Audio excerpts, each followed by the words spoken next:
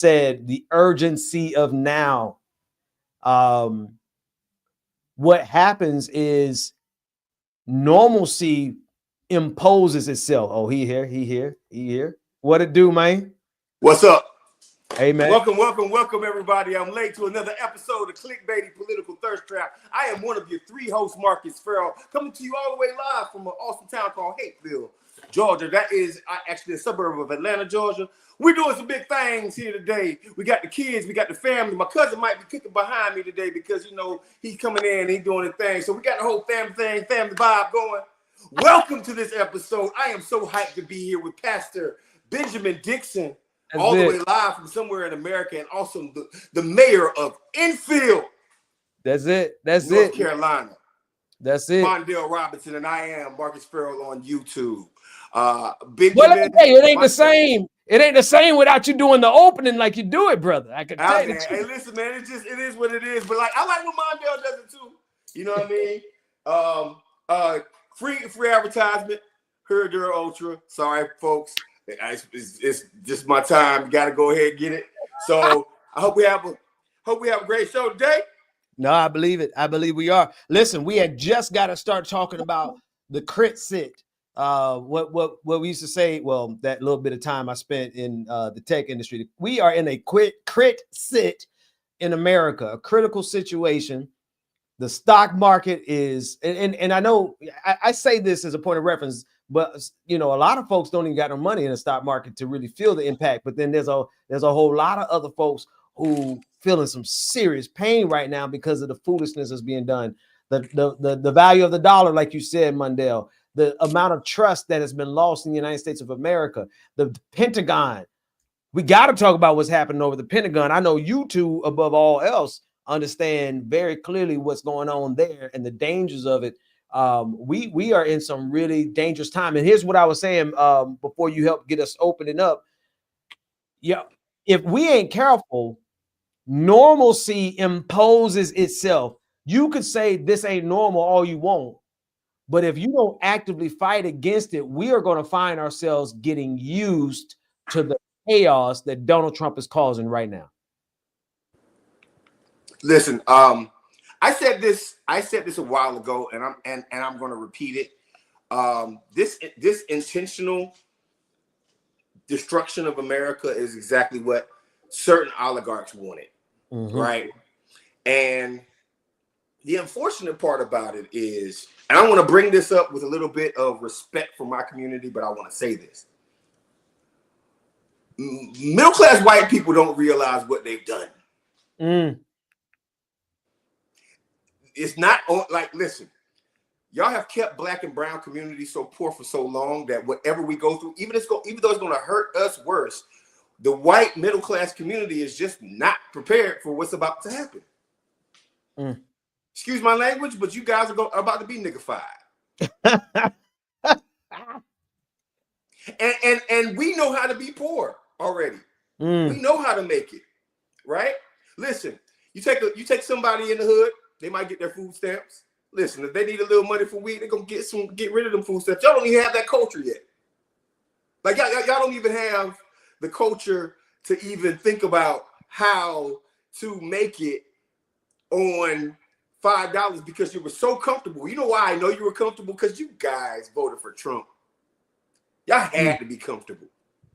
Y'all had to be that comfortable. Y'all got so comfortable with racism, sexism, misogyny, that you didn't realize that you folks can be poor from this right here.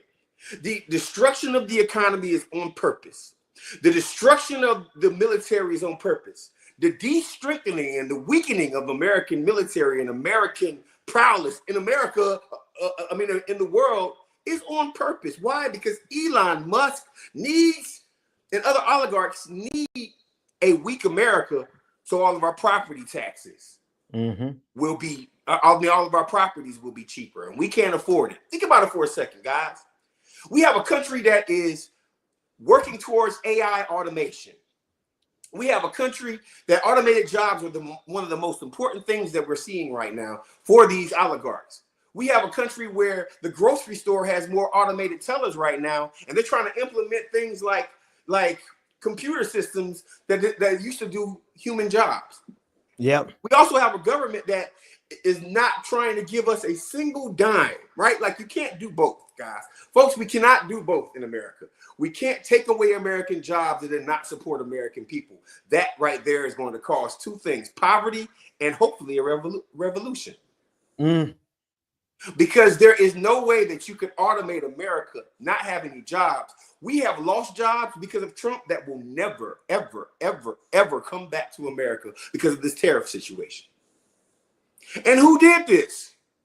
Now, I don't blame the Democrats for this one, even though I like to blame the Democrats. I don't blame the Democrats for this one. I don't even blame the Harris campaign, which I don't think was the greatest one on the planet, but I don't blame them either. Now I'm going to look at you, the folks who are going to get affected for the first time and go through poverty. Y'all are complaining about $6 eggs. You ain't seen nothing yet. Nothing. By the way, real quick before I pass it over, shout out to my boys at the smoke shop I just met. I hope y'all are watching. If you're watching, comment. Y'all boys are cool as hell, and y'all always hook me up with the best vapes and all the other cannabis supplies that I need. So shout out. Whew. Not to mention, and I'm gonna pull this one up on your screen as soon as I get a good headline. The move that they just made with student loans. They're just now for 5 million students, 5 million people. The Department of Education that they're getting ready to shut down, right? They're gonna shut down the Department of Education, but they're gonna keep it alive enough in order to start collecting and sending everyone who is in default to collections. Well, there's some 5 million people in default in the country, in the United States of America. So when you add that on top of not just the cost of egg, but inflation that's happening because of Donald Trump, when you talk about all the money that people are losing in the stock market, you talk about all the jobs that are being lost, you talk about all the tariffs that are being put on it, you talk about all the regulations that they're getting rid of from the Food and Drug Administration, the regulators who keep our food healthy enough for us not to die. It might be a slow, our food ain't that good. It's a long death that they give us with our food. But now they're going to put it where they can kill us in a couple of weeks because we get salmonella, we get some kind of botulism, we get something that inspectors used to be able to catch. Now they're 20,000 employees short in that department. And so now we're going to be in a situation where they're strategically destroying the United States of America. And Mundell, you said this, regular mainstream media kind of just like, they acting like this is normal already. Yeah, I mean, listen, and I appreciate the fact that, like, this is how connected the chaos is.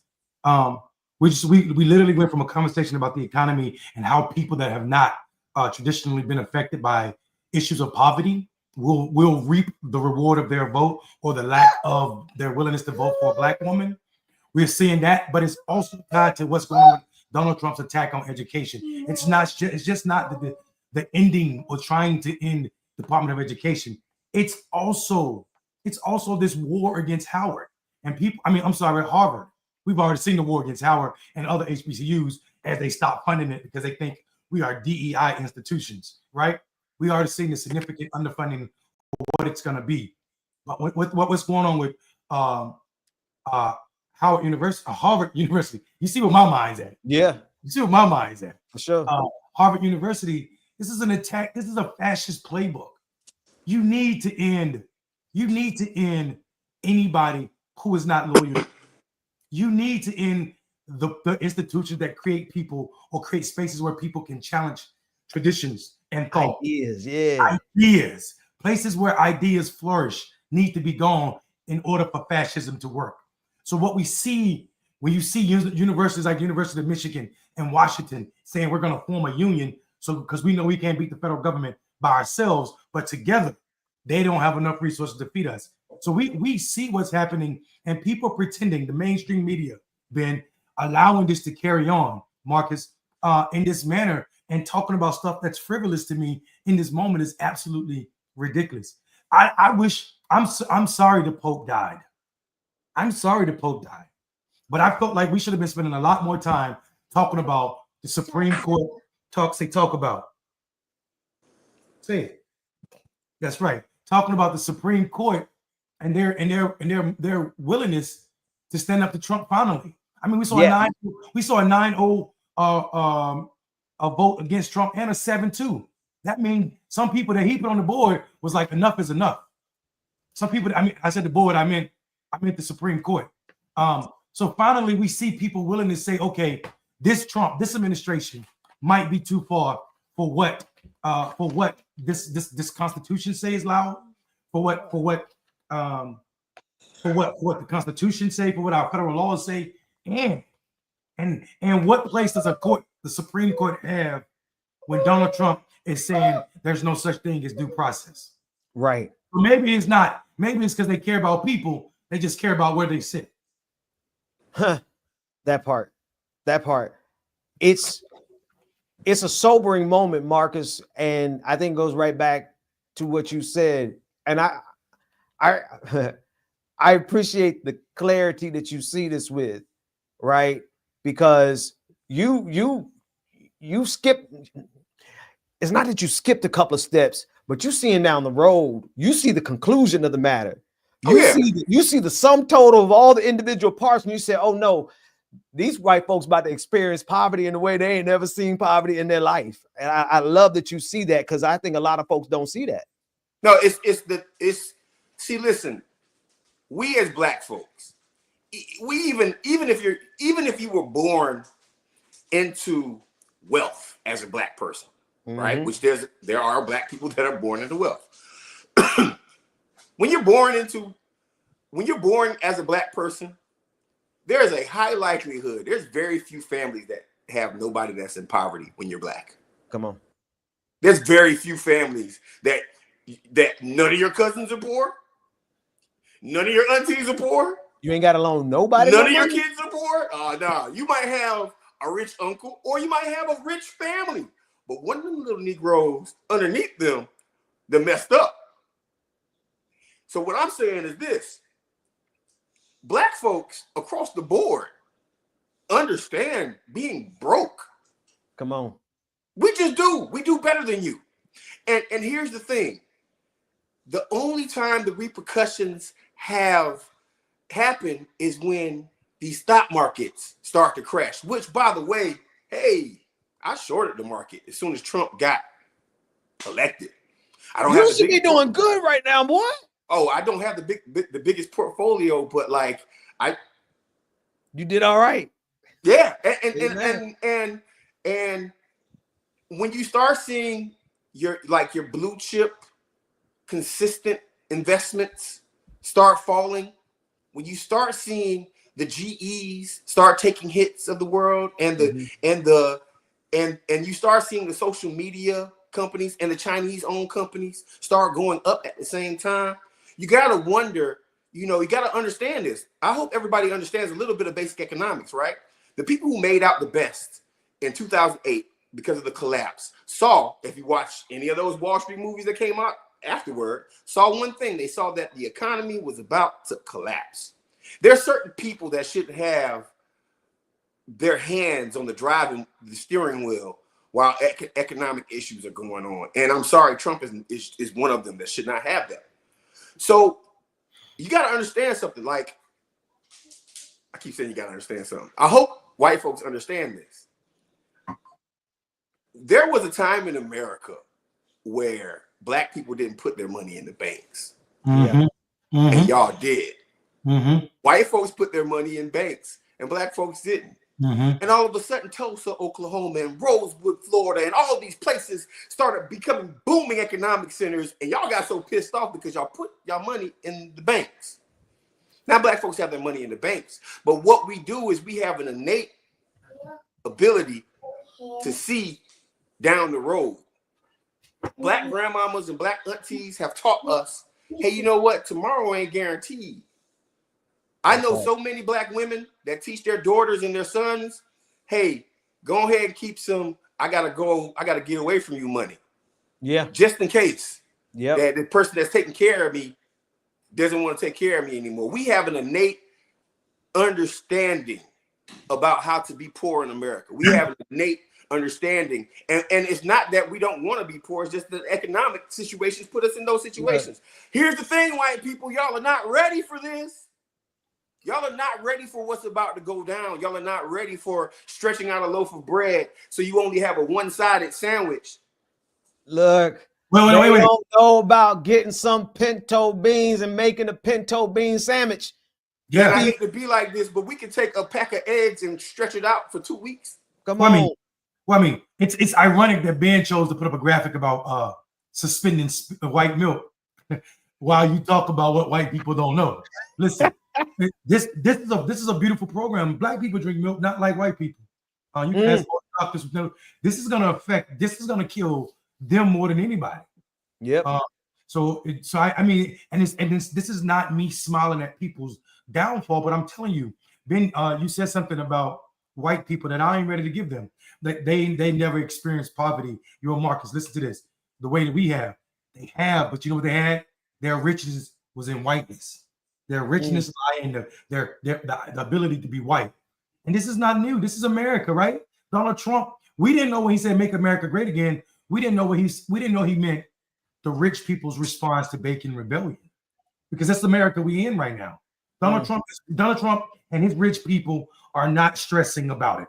If you retired, if you work for a living, if you retired in America, you are worth less than when Donald Trump was elected. Your retirement portfolio is smaller. If it's managed by any of the regular investment firms, you are worth less. Everybody, not just the people that were laid off. So this idea that the poorest people, the most vulnerable people, elderly people are suffering because of this president tells us a few things. The whims and traditions of those who choose what is the status quo in America has caused and continue to cause us harm. I'm criticizing baby boomer voters right now. Yeah. They're willing to tie themselves to tradition over what's necessary, and radical thought has us still supporting a baby boomer as president who means harm to America, and in a way that's going to affect them more than anybody else. Secondly, the Democratic Party and its role in the re-election of Donald Trump. First of all, anybody that was in leadership in both times that Donald Trump won should be barred from any level of leadership in the Democratic Party. If you held a leadership role in both times that Donald Trump won presidency, you fail epically at what you're supposed to do. You are not listening to voters. You're not listening to base. You have disqualified yourself. Any consultant that worked on both campaigns against Donald Trump, you are disqualified. I'm talking about both victories from Donald Trump. You should be disqualified for getting a consultant check on presidential elections. Maybe you need to go start over and go get a dog catcher elected first. Start your career over. We are sitting in a space right now where America will never be America as we know it. I said it myself on this show at the beginning of the year. Maybe we won't see it, but Donald Trump doing and showing up the way he's showing up, pulling us out of treaties, pulling us out of who defunding, who not supporting NATO, not supporting the United Nations. I said it was going to lessen our role and we might not see the fall of America in our lives. I want to take that back. We are in the throes of the fall of America right now in these moments. Right now. We're not prepared. No. You know, there is one thing that I want to bring up about the situation.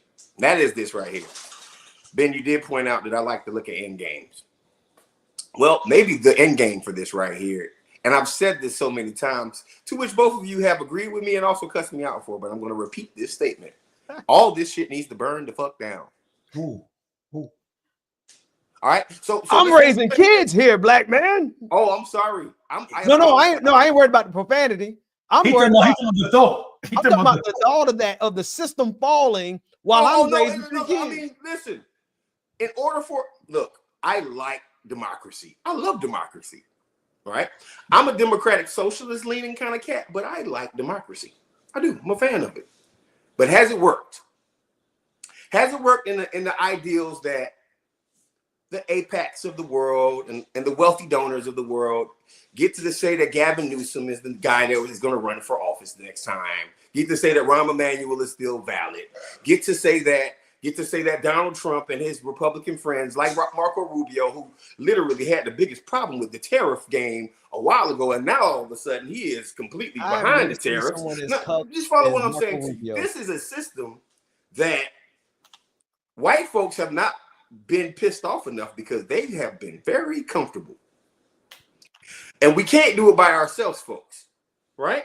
We just can't. I'm sorry. Like, I keep telling some of my FBA ADOS friends, yo, y'all can't get reparations without some white people supporting it. I hate to be like that, but I mean, how does that not register to them? It's common. But and I'm not knocking nothing. What I'm saying is that like, even if there is a congressional black caucus that's 100% behind it, if they're not willing to leverage reparations, if they're not willing to leverage like other bills for reparations, then, you know, it's not going to get the kind of movement. And right now, we don't have a sturdy enough CBC caucus to even fight for it. What I'm saying to you is that people are going to be a little bit more willing to listen if the system starts shutting down.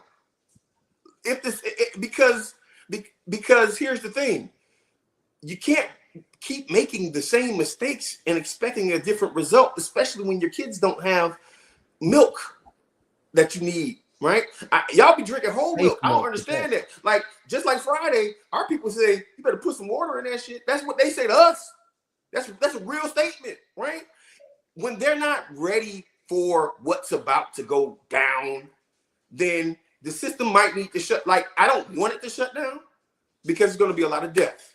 There's going to be a lot of pain. There's going to be a lot of lights off across the nation. There's going to be a lot of freezing people. There's going to be a lot of poverty. There's going to be a lot of cars on the side of the road because you can't afford gas. And there is no governmental program and there's no taxes on the rich. I mean, do you guys see the fundamental issue that we're having here? We don't have jobs. Everything's going to automation. Rich folks don't have to pay taxes. And poor people are going to have to cover everything. They're literally building a serf kingdom nation right here in front of our eyes. But my problem with the burn it down statement, and it's not that I don't agree with you with the sentiment, which is we need to start over. But the burn it down sentiment means the people who are at the bottom will hold all of the ashes. That's right. With the rich and the wealthy that can, you know, put water on their houses while it burns. Will be standing on top of them. Marie Antoinette, Mondale. Marie Antoinette. Not to let them eat cake statement, but what I'm saying is, what happened to her? Yeah, she lost her head, but yeah, but they didn't. I mean, they didn't cut the head off of that beast that is still here. Right. So here's what I think for me, and this is I don't think for me, if for instance you just went from burn it all down to talking about reparations, right? And who the coalition that must be built. In order to build that coalition, you need a system to build it for or within. So even in that context, when people, and I hear the ADOS folk talk about, you know, burn it down and the FBA burn it down or vote for what? No vote without tangibles. But my thing is, if you're anti-politics or anti-political system, then you shouldn't have a political point of view. Reparations. So can I clarify something real quick? Yeah. I know you won't. Go ahead. Yeah, what I mean by burn it down is that there has to be some rock bottoms around here. That has to happen. There has to be some rock bottoms that happen to specifically middle-class white Americans. Middle-class white Americans overwhelmingly supported Donald Trump. That's what happened. That's a factual thing. Now, if they're not willing to accept the ramifications of what happens, then they need to change their mentality about who they decide is the president and who is the leader of the former leader of the free world, because we're not leading the free world anymore, folks. That's over with. We're not. China is leading the free world by far. China is clowning us. China has better technology than us. We still have a military. Our military is still powerful, and we still got some bombs that we can drop on people if it becomes necessary. But when it comes down to leading the conversation across the world right now, if you look at Africa, if you look at Mexico, if you look at Asia, China is the players right now. We lost that ability to even make America great the way that we think we can make. They think we can make America great right now. That ability is gone. So when I say burn it down, you know what I mean? You know what? We got to be real. It has to be some sort of system, or there's a lot of weapons in this country, and people can start going crazy. There's not going to be a system of law, and as it stands right now, they still got some gun things that'll blow out our back from where they stay at. No diddy. What I am saying is that there has to be some rock bottoms. I think the rock bottoms. The rock bottoms are always, what, Ben? You said no. You slid that no diddy in there. Something no diddy. Go ahead. Yeah, I think the rock bottoms are baked into the failures of this ministry. Sorry. Slide on in. We can hold it together. Let's hold it. I'm sorry. I didn't. Sometimes it just comes out that way. Go. Yeah. What is mine?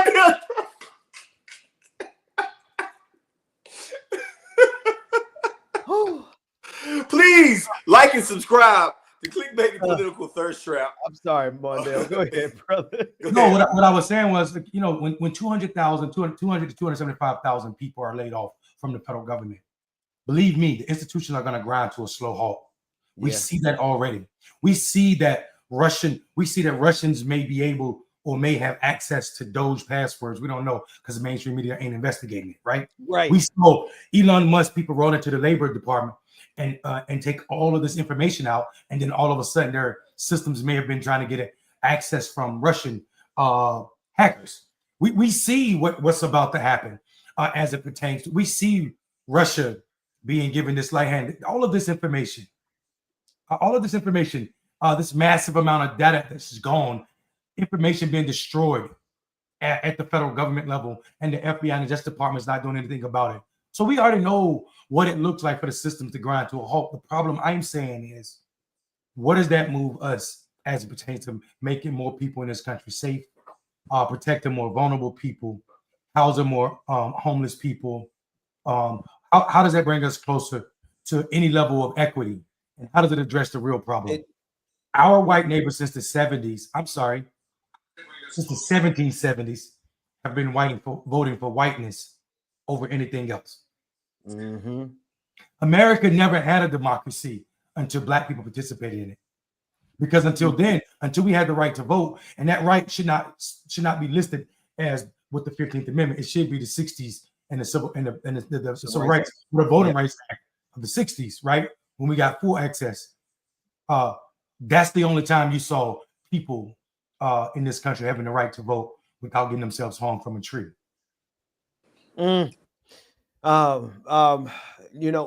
So back to the whole coming full circle, man. When you say hung from the tree, you reminded me, and I wish I could remember this brother's name, who organized in Brookhaven, Mississippi, voting rights, absentee ballots, and he was killed right in front of the Lincoln County Courthouse. His name escapes me, but it's just one of the many names of people who paid the price simply for, and I'm not saying this is a go vote thing, even though y'all should have. I'm saying this as how violent these white devils have been towards actual democracy when Black folks got involved in it. And what we're seeing now is a long historical arc of the Black backlash. Hey, Queen. Hey, little Queen. Hey, how you doing Queen. over there? We're seeing the backlash to Black folks in democracy. All right, now I love that on your head. I love that. I have my niece and nephew here. We were doing Taco Tuesday, y'all. Taco Tuesday. Good night. All right. Good night. Can he cook? Yes. Is it decent? Yes. Come here, get me. Yes. Is his tacos good? Yes. Yes. Awesome. That is a little pretty lady right there, man. Yeah, Hair, all the thing. Yeah, I man. love it. I love it. Young Queen. All right. Young Queen. They've been, so what we're living in right now is the backlash because of the actual potential for actual democracy. We're living in the backlash because they said, oh, Black folks got to participate. And then, oops, they elected a semi-Black president. And we have been living in that backlash ever since. What Donald Trump is doing now is simply to save his own behind, simply because of his ego, simply because he can make some money. He wants to, nothing else. He wants to be the richest person he could possibly be. He is pawning off.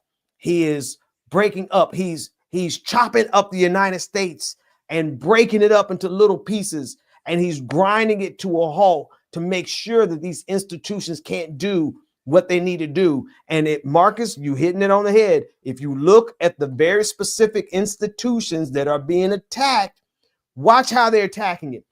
The people who they're firing at the IRS are not the people who gonna come after middle class folks who are late on their taxes. They're firing the people at the IRS who go after the big ticket, after the billionaires. That entire department, those entire departments have been completely dismantled. Then you go to the Food and Drug Administration. What do? They're targeting stuff that we need, basic necessities, milk, clean water, clean air. What are they trying to do? Ensure that the United States of America, all of us are too sick to actually do anything about what they're doing to us. You go to the Department of Education. They're going to make sure that the Department of Education can't support any local public education. But what are they going to do? They're going to use the Department of Education to make sure anyone who has student loans gets all the full weight of the federal government. They're going to be able to tax. They're going to be able to seize your tax returns. They're going to be able to garnish your wages. They're going to put you in collections. And so instead of being a Department of Education, it's going to be a department of making sure everybody got a student loan is living through hell. What are they doing? The math is clear. They've been, and to be truthful, like I am not a person who said, I told you so. I'm a person who says we've been seeing this coming. We knew they were going to do this. We knew that this was the end goal because a lot of it, they came out of their mouth and said very directly that they wanted to do this. They are creating a serfdom. They're creating not a middle class, not a working class, not a working poor. They're creating a situation where people who have enough money and enough guns can run the streets and dictate what happens in their local fiefdom. And we are going to be a population of people who are too sick and too hungry to do anything about it except one thing, and that's revolution. DJ said this is all biblical. I have listen. It's all biblical, and I also say that, you know, Ben, I'm glad you Lamar Smith. Thank you, Lamar Smith. Go ahead. Yeah, I didn't want to interrupt you. You were on fire, but yeah, I think people forget that, you know, every time Black people, you know, have an inkling, like you said, a semi-Black president caused this backlash. He wasn't even full Black. He wasn't Jackie Robinson. Right? This man told us, in his own words, in his own book, that he learned how to be Black as a teenager. But I mean, like every time we have any type of movement, we see this happening, right? This backlash right here is because a white man went to jail for killing a Black man. And these people still believe that there's no white man that should be locked up for killing no Negro. That's right. In the year of our Lord 2025, they believe that. And I know it to be true. I mean, I still get death threats, right? For tearing down a Confederate monument, right? I still get people calling the SBI and other people, right? We saw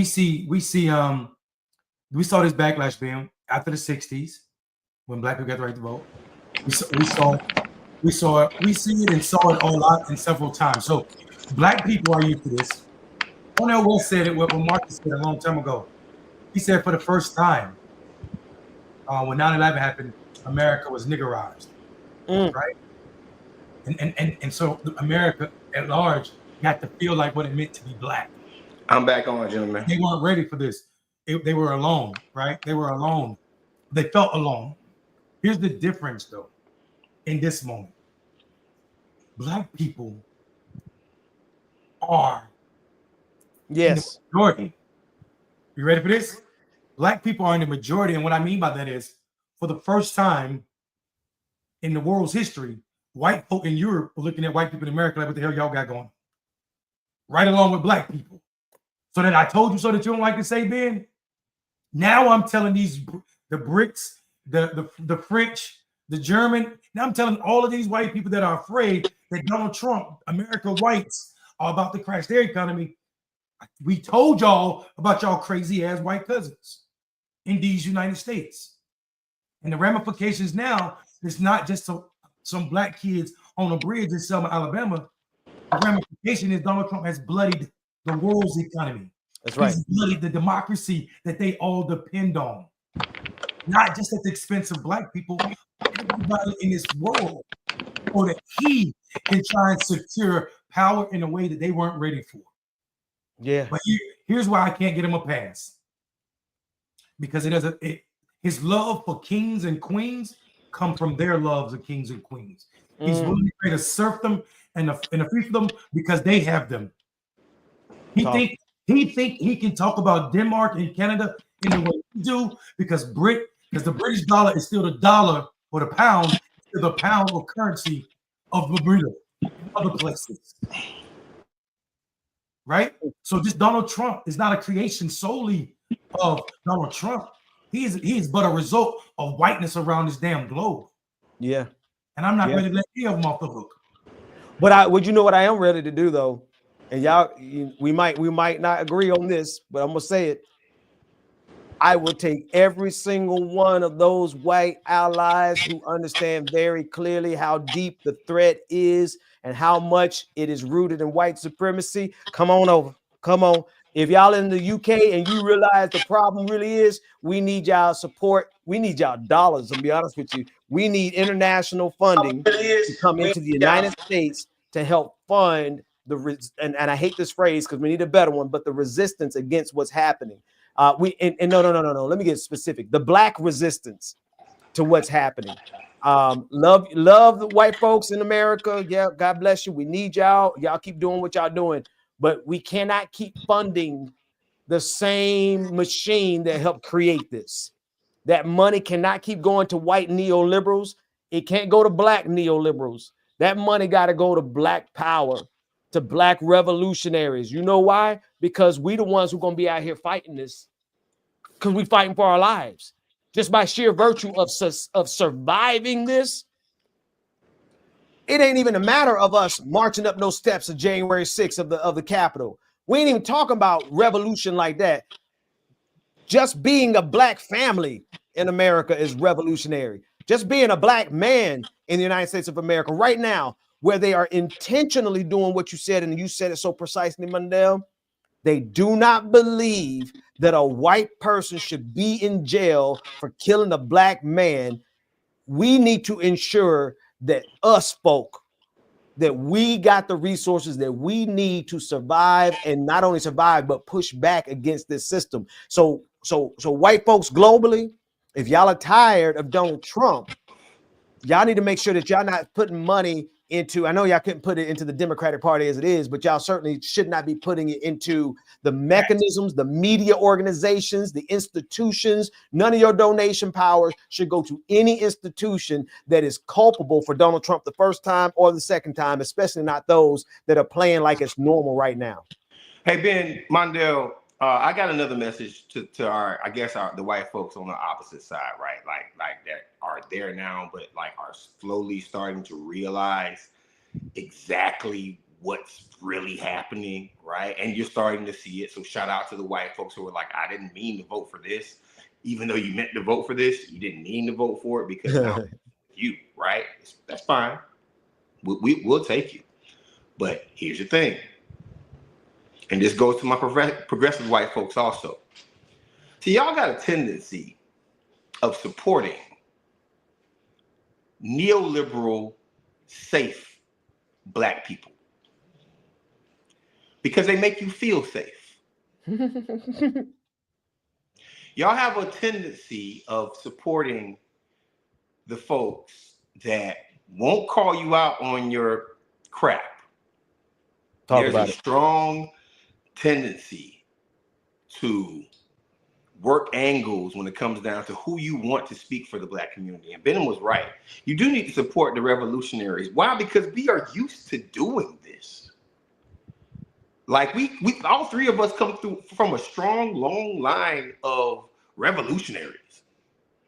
Each one of us has a revolutionary person that we look up to that kind of taught us the game, or we learned the game ourselves. And also, revolution comes from necessity also. Not just who teaches us things, but necessity. The problem is that the big money folks, the people who say, hey, we have to do something about this, they typically go directly to the Black person that makes them feel safe, or anything that looks like Black girl magic or Black boy joy. And it's cap. Y'all don't want to see the gangsters. Y'all don't want to see the people who literally will shut down City Hall in real life. right? Those need to be the people that you follow, right? And you know what? I get it, especially the white folks that are coming over right now. Y'all do not like black people who shut down traffic. Y'all don't like people who shut down traffic. Y'all don't like protesters. There always has to be some kind of safe version of how you want to make change occur. You'd much rather see Jay-Z and Beyonce get on stage and song and dance before you actually do some tangible changes, or invite a Public Enemy or a Killer Mike or a whoever that is revolutionary on your stage to speak for your candidates.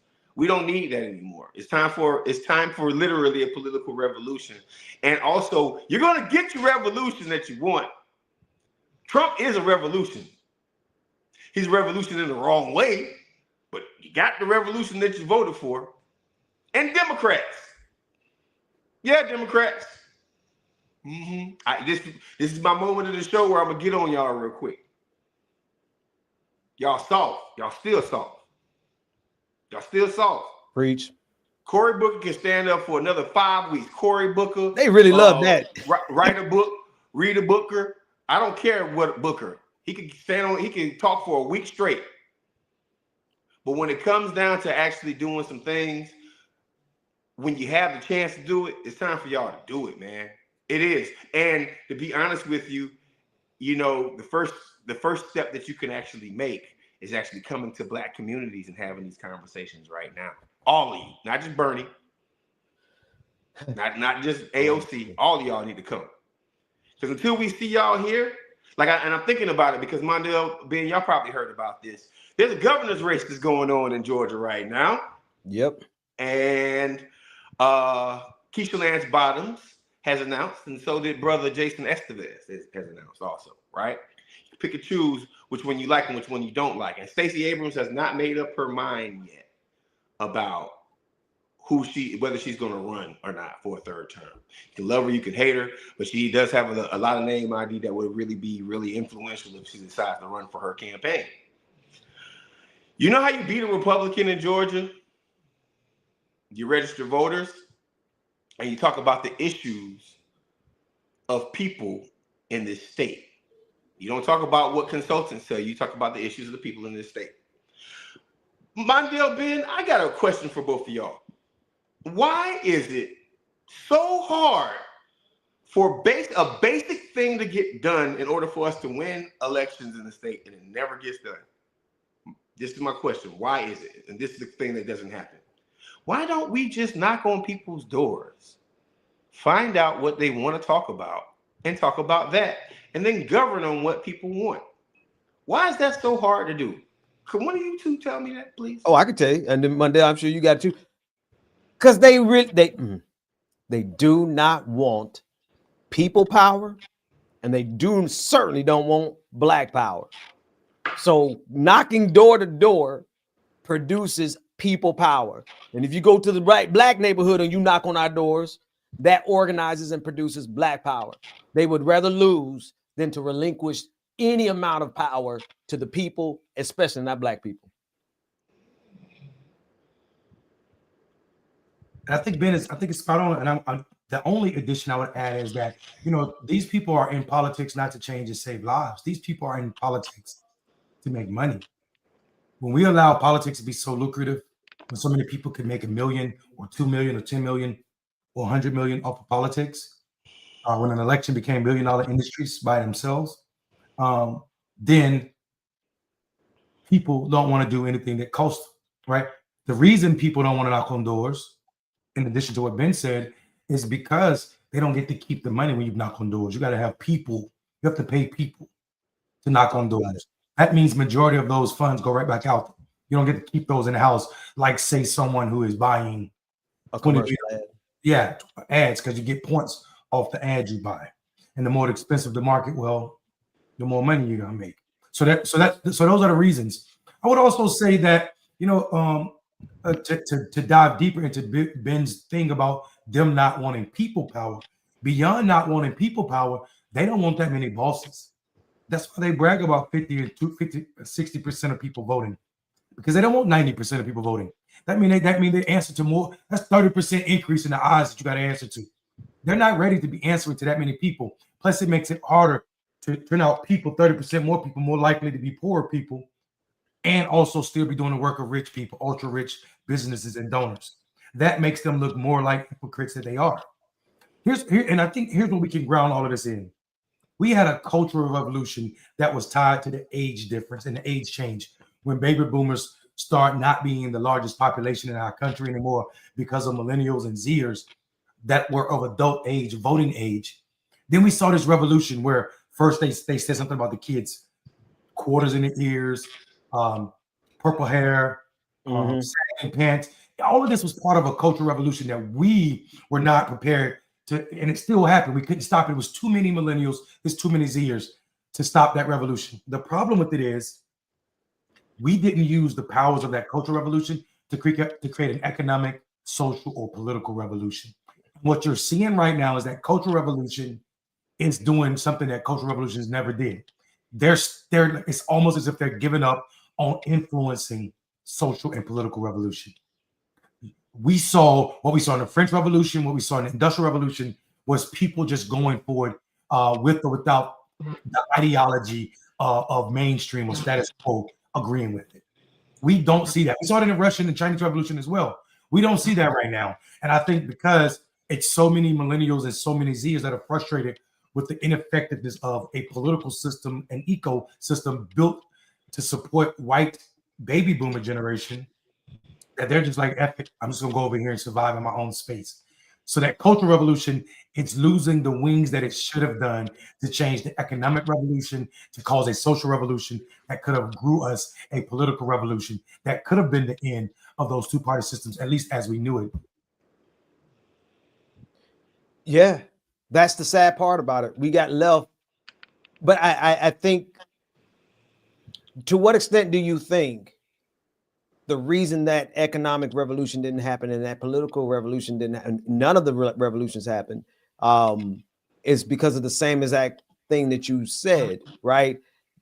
We're not putting money into the places where we go knock on doors, where we develop people power, because they realize if we had that people power, we would upend this entire mess. Neoliberal Democrats as well as neoliberal Republicans. Like, if the people actually had, if we had a semi-democracy, and the way they kept that democracy suppressed was through the media as well as political consulting class to ensure that you don't really go and organize the people, you just organize enough to win, and then you do everything you can to keep the rest of them from participating. Those two things right there, I think, are the key reasons we never moved from step one, and we always start over every election cycle. We start over from scratch. Well, I gotta say this. Let's just keep it real. The affinity for older Black voters to go with what they know is a problem. And I'm not trying to say safety is not important. I'm not trying to say that because Black folks do vote safe in their own way, right? What I'm saying is that we can tend to be a little susceptible to what is given to us and not is what we're seeing on our own. I'm not saying that we don't do our research, because Black voters are very smart. I'm not saying that. I'm saying that when it comes down to our community, we have yet to get to the point where we've said, like we would say, to check this out. It's funny. If we have a cousin, we have a big Thanksgiving dinner, right? And we have a cousin, and we know that cousin is going to steal something, then we keep our eye on that cousin. We know we have an uncle that, he be lying all the time. He say that kid wasn't his. We know that kid looked just like him. Then we go, like there's certain family members that we hold more accountable than the people who actually affect our day-to-day lifestyle when it comes down to our politics. I am not trying to say that we don't vote smart. What I am trying to say is, when it comes down to neoliberals and the historical way that neoliberals win, especially through the last couple of elections, and I'm not going to say that these opposite candidates did a good enough job either. I would be remiss if I didn't say that Bernie didn't do a good enough job in the South to actually win a primary. But what I am going to say is it is so much easier for a candidate who could just sell the same pipe dream. And I can't front. It's the Clintonism. And I'm not talking about Hillary. I'm talking about Bill. Bill's, to me, in my opinion, Bill Clinton was the first neoliberal that was president. Bill Clinton was the first Democratic neoliberal that was president. Democrat, okay, he was the first neoliberal that ran. I said he's the first neoliberal that was president. First Democrat, but I agree with on the Democrat. As a Democrat. Bill Clinton went on Arsenio and played that saxophone, and the black community ain't been right since. In my opinion. It's just my opinion. And I'm not knocking all the Democratic candidates. What I'm saying is that there is something to the affinity for the ties of neoliberalism. Think about it. All of those guys are connected. We went from Bill to Gore. Rahm took the Bill thing and ran it into Obama. Obama took the hope and change thing, changed how we do politics in America. Changed how black folks actually look at Democrats in a different way. We can trust a Democrat. And then shut down his whole. Anyway, go ahead. Yeah, no, I mean, listen. It's not. And am I trying to do this? Ooh, I hate Democrats today thing? No, I'm really not. I'm actually trying to be fair in my assessment here, right? Because a lot of these guys have gotten in, and the problem is that when they get in, the big money interests they win over our voices. They historically have. They historically do. If you tell me that the American people benefited more from the Biden administration than corporations, you'd be absolutely wrong. If you tell me that the real estate companies and the big banks didn't benefit more than the American people did during the Barack Obama administration, aside from healthcare, which by the way you still have to pay for it, you'd be wrong. If you tell me that Big Pharma didn't benefit more from the Clinton administration, he established Big Pharma, really, then we'd be wrong. And to be honest with you, we have not had a Democratic candidate that their interest group was the American people. We have not had that. And if y'all tell me I'm wrong, I would love to hear it because I'm willing to listen. But we haven't had a Democratic candidate that has won a primary, became the candidate, and their interest group was purely American people. And I think that is why we keep getting into these situations where it's so easy for a Republican who can just say I'm racist to beat us. Because if you had the American interest in your mind, American people's interest in your mind, your talking points are going to be completely different than they are right now.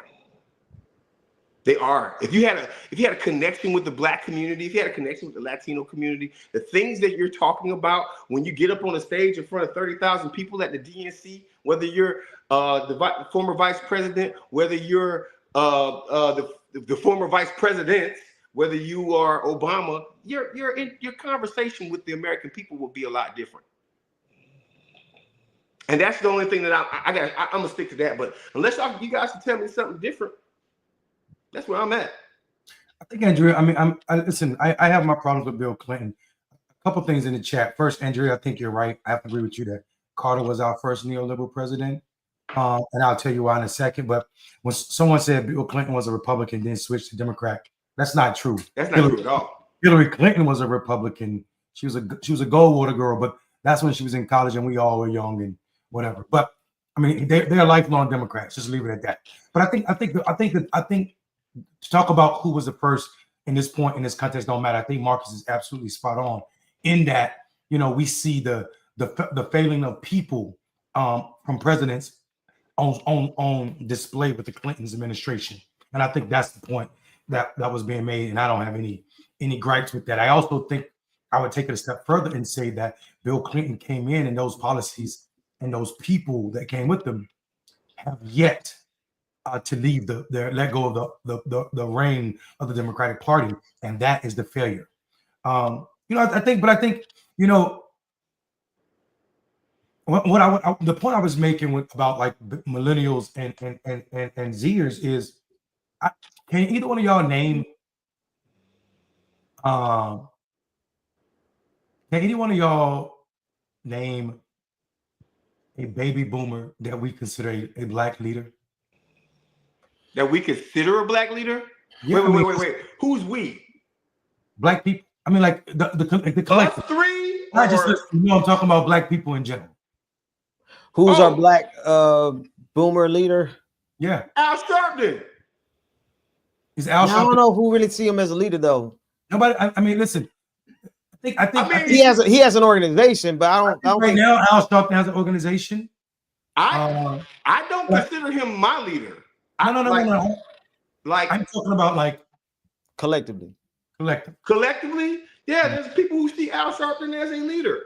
So there's a lot of black. I mean, if we're talking about overall, hold on. Wait. No, hold on, because I just want to get to the point. That's fine. I don't need an explanation for it.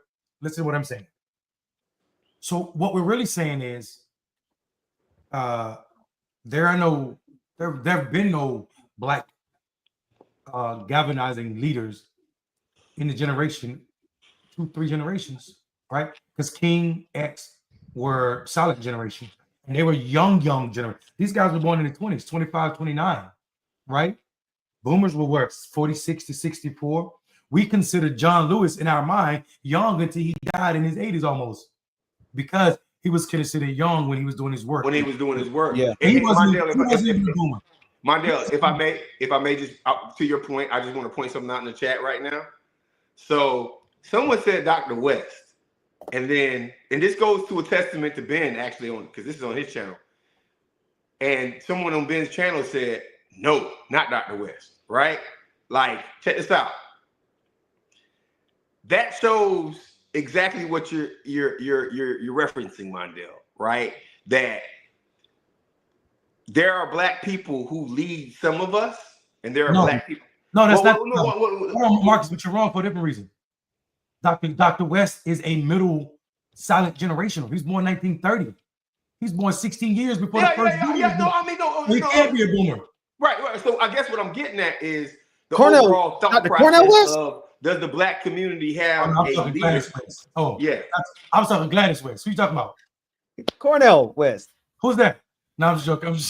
I'm joking. Marcus. And I wish we could put the clip right now. I love how Cornell excited Mondale was when Cornell West was on. And also, do you also remember on our show, I called them out for why I called them. No. Yeah, I mean, but it wasn't Mondale calling them out. It was nice. I'm running for office, Mayor Mondale, that was calling them out. He wasn't like, you know what? I wasn't even running for office then. No. I wasn't running for office then. We came on our show during COVID. That's right. So I also wanted to point out something else. Just name out our problems were. Before we move on, I just want to first run. I'm sorry, but before we move on, I also want to say one more thing. I think our first neoliberal president was Ronald Reagan. Nah. Because neoliberal. Wait. Let me just say why I think that. Because neoliberalism. But hold on, before you go into let me finish my point. Neoliberalism is nothing but trickle down economics ran by Democrats. Yeah. Nah, that ain't what neoliberalism. That is essentially neoliberalism. The core of it. I mean, let's put a pin there, because Mondale, you were making a longer point, but I do want to go back to the Reagan. I do want to go back to the Reagan and neoliberalism after that. Go ahead, Mondale. Yeah, I mean, and so basically, what I'm saying is we've been, there's been an absence of leadership. Yeah. Agreed. I mean, like, let's be serious. Mobilizing leadership. Since people were born in the silent generation, we're approaching 100-year gap of black leadership. I would argue that Al Sharpton was in his sunlight years when people started looking at him as a leader. And it was for different reasons, right? Al Sharpton's movement has always been very small and regional. He showed up in spaces outside of New York, but the work was against the Jewish community in New York, standing up against what they were doing to black people in New York. If you ask somebody in California or in the South what movement that Al Sharpton organized or what event that they participated in, it's gonna be hard pressed to find someone living to say that. Period. Right? Yeah. And I think we should acknowledge and also examine, how did we have a gap, 100-year gap in Black leadership? I don't want to say easily, but it was kind of easy. They neutralized the ones we had. And by neutralize, they killed them. Church. They neutralized the Black church so effectively and so they neutralized that with the prosperity gospel, and by putting plants in almost every single church. You're not going to go to a Black church and not find people who aren't there intentionally to dismantle the power there. Just not cause confusion, so chaos, right? You ensure that the leaders, that people who have positions of power, are not there to serve the people. So you bring them into the fold. You bring them into the fold of the system and it's more than neoliberalism. I want to be sure, because I think neoliberalism is just the late stage manifestation of the same spirit that's been here the whole time. Mm-hmm. You know what I mean? But they brought them into the fold of neoliberalism and gave them a little power, a little notoriety, and walking up those steps of the Capitol is a powerful thing. You go in there and you look at the hall, you know what I mean? And you got an office there, and you get to go into the secret meetings, and you get to get intelligence briefings. Oh man, that seduced a whole lot of people. So you look at all the places where we would have gotten power. They killed the ones that were not able to be bought off. They bought off the ones that could be bought off, and then they completely neutralized the power base of the Black church, of the Black community, which was the Black church. And now you have us all scattered with YouTube channels. It's pretty straightforward plan after you look at it. Yeah, I agree 100% with that. Oh, my man is back. Hang on. Yeah. Oh, sorry, man. My technical stuff went all crazy today on me. So I've been going back and forth between my phone, but I should be all right now. What is your thought on that, Mundell?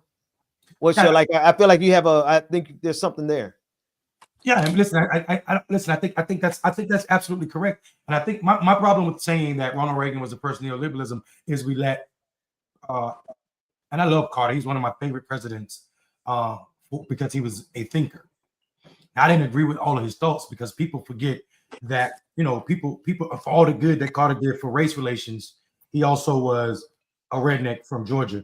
And if it wasn't for his wife, he probably would have done a lot less. You know what I'm saying? And people don't want to acknowledge that, but we're talking about a peanut farmer, but not a regular peanut farmer, a ultra rich peanut farmer. People forget that farm paid for all of the farmers around him during the Great Depression, right? It was Carter's dad paying for other poor white folk, not looking out for Black people in that part of Georgia. So, but what I want to say is, his role in the state-influenced economy, the idea that the government has a role to play in the economy, is, to me, the most neoliberal idea. And if not, then you have to go back to him and the way he saw trade and got out of the way of trade barriers, so that we can make this economy a geographical thing that is beyond any borders, like an international thing. Those are neoliberal ideologies. Yeah, then you got to almost go back to Nixon then, because Nixon wanted to open up China. No, we absolutely. Hold on, guys. Hold on, Marcus. Because I want to hear your point, but I need you to sit on your mic until I finish, because I want to land this plane. Oh, Ben, you're absolutely right. And I would say Nixon if that was the case. But the question was, who was the first neoliberal Democrat? Right? And that's why when somebody said Reagan or that's the question that Marcus poses: who's the first neoliberal Dem?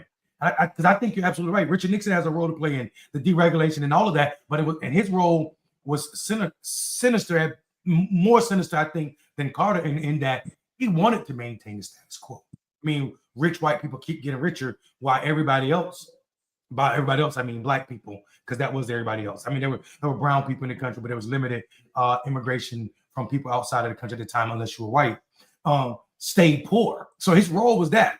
And I think Jimmy Carter, his relationship with ultra rich hippies and people at the time, people forget how much weed was being smoked at the White House, how many people had access that were super rich people at that time. I think we forget who had influence on Carter, and because he put on jeans and he had hippies in the White House, people forgot that he was ultra rich, doing business and doing international business, right? And I think people forget that. And he played that role of, I don't want to be wealthy, when I'm gone, and people forgot that, or allow themselves to forget what like white people also do so often. That this man didn't come from small backgrounds or menial backgrounds. There is I guess the fix been in a long time. I guess what I would like to do, and that was a great like explanation. I guess what I want to do is define because when I say neoliberal, and I think this is an important clarification for Marcus, right? When I say neoliberal, I mean the folks who are willing to ridiculously allow the wealth gap to increase at the highest rates, right? That's what I think. I think neoliberalism is, and this might not be the official term, but this is the ramifications of neoliberalism to me. So so I'm thinking, like, when I think about when I think about how much a CEO would get paid, or how much a mayor would get paid, no offense, Mayor Minor, or how much a president would get paid versus how much a janitor is going to get paid, how much a worker at a assembly line worker will get paid, and the process of not allowing minimum wages to go up, the process of not taxing the CEOs enough. When I think about that, and I think about when the large increase, because Carter, yeah, there was an increase of how much CEOs made in the late 70s, early 80s, but it was nowhere near where Clinton came in and was like, yeah, you guys got it. That was the begin. Like, that was like, we got to think about, when I think about neoliberalism, I think about the people purely. I think about two things. I think about being a Democrat and not fighting for police reform. I think that's neoliberalism. And I also think that the folks who allow the wealth gap in America to increase at the number that they increase at, and I'm not talking about the official definition again, I'm talking about the ramifications of what neoliberalism is, right? So the biggest problem that Americans have right now, black, green, red, yellow, purple, whatever color you are, is you're not getting paid for your work. And there is a person that can lead that conversation that has not been leading it, and we have not seen that led, and that is the president. The president can actually push agendas. I'm not sitting like you said, Ben, because I don't want to get out of that thought process that there is not that there's not going to be hurdles in the way. Like, if we can have a progressive president, and it can always be Congress is like, ain't no way I'm doing that, right? But on the same token, can we look at the Republican Party right now, and can we see how the Republican Party is just not like, I think 50% of the Republicans right now do not agree with Donald Trump when it comes down to tariffs. But are they saying anything? Are they doing anything? So when I think neoliberal, what I'm saying is the people who have allowed the wealth gap to increase, CEOs to make 200 to 500 to 1 when it comes down to the amount of money that their workers increase. I am talking about folks who are not even down with trying to do any universal anything. And like any, but like, if you think about it, the last universal anything that has happened in America is FDR. No, Eisenhower, because we were allowed to drive on highways and without paying fucking fees. And we still have to pay them because we have to pay taxes, right? So that's just my thought process. Yeah. Maybe I'm off, but that's my thought process.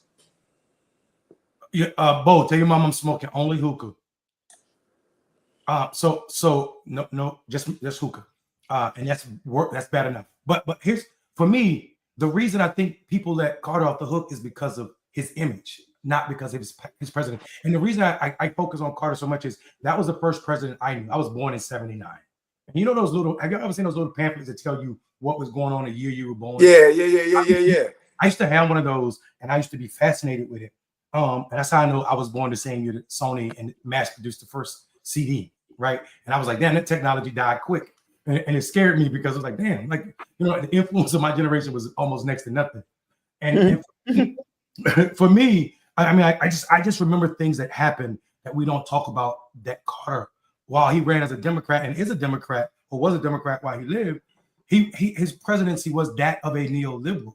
And what I mean by that was, let's think about the deregulation under Carter. Y'all guys forget, and I'm not saying you actually forget. You remember the airline deregulation in 1978? The railroads, trucking, finance industry, that all paved the way for everything you saw under Reagan. The hard fight happened under Carter. Then he did something that was super dastardly.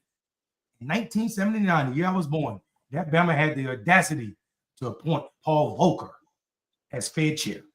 And Paul Volcker was laser focused on inflation, and he didn't care about high unemployment. And then Carter did the ultimate neoliberal thing. He started cutting the social welfare programs. About that.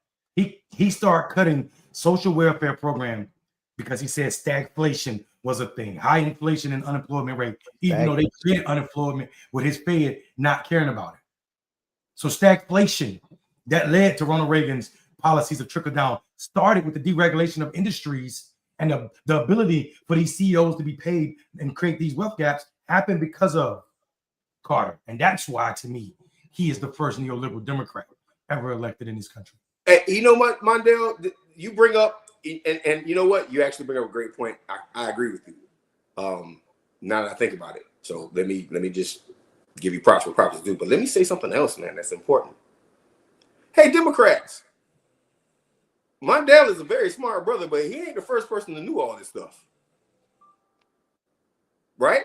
And if I am, what y'all doing? What y'all doing all them billions of dollars? Yeah, right. So, well, Mayor, I expect you to run for a larger seat at some point when I become mayor of my city. I just trade out with you, but it's neither here nor there. What I am saying is very simple, though. There are Democrats that know everything that Mondale just said. They know exactly what the wealth gap is in America. You think President Obama didn't know the wealth gap was what it was? You think Bill Clinton didn't know what the wealth gap was what it was? You think there wasn't struggling Americans? Look at how Trump is putting his hand in the dirt right now, pulling up earthworms and everything and throwing it in y'all faces. And you mean to tell me that there was absolutely nothing that these guys could do with this issue right now? And now toxic neoliberalism and toxic conservatism, toxic neoconservatism has literally created leaders within the Defense Department, within all these different places across our government right now that are taking taxpayer money, not using it for American services, actually cutting American services and only allowing big money interests to continue to be there right now and doing it blatantly in front of our faces. And I'm wondering why no one has talked about these things, why none of our Democratic leaders who we love so much have actually done something about it. So, honestly, history is history, but I no longer care about the next neoliberal. Gavin Newsom, neoliberal. Point blank, same thing. Rahm Emanuel, neoliberal. 70% of the the Congressional Black Caucus, neoliberal. So what are we gonna do, fellas? I mean, if we're gonna keep it real about economic issues in America on this show, then the thing is that we have to stop accepting what our side of the house offers when it comes down to how we fight Trump. We have to, or it's gonna be the same thing over and over again, and we're gonna be doing clickbaity every single week, doing the same exact shit over and over again, and I'm tired of it, bro. So what are we gonna do? Like, we can point out the history, right? We can point out campaign flaws. Trust me, I will. Right? We can point out X, Y, and Z, but we'll get hyped over somebody. Well, I'll get hyped over somebody doing one little awesome thing for the American people, and then all of a sudden, that motherfucker ends up being bought by Pfizer or APAC or whatever. Sorry for cussing, but that's just where I'm at. As long as it ain't me, is really the okay. but no, I want to say this to your observation. They know. They read Karl Marx. They didn't read him to learn what they should do. They read him to learn how they prevent it from happening. And they have successfully, and this is why again, I want to distinguish neoliberalism is just the boil, the fester of the underlying disease that has been here since before Marie Antoinette, right? We're dealing with the same spiritual wickedness in high places. Let's just call it what it is. And the same families. Same bloodlines, same families. Let's go. Come on, let's just be real about it, right? Real quick. We are dealing with people who don't mind making millionaires in order to protect their billions. You can adjust for inflation, right? In the past, it was different levels of wealth, but they know, and this is what I said earlier, the fix has always been in. What we've done, I think what a lot of people have done, let's say, I can't say a lot, let me say me. What I've done in my vote is, one, as I educated myself to the fact that the fix was in.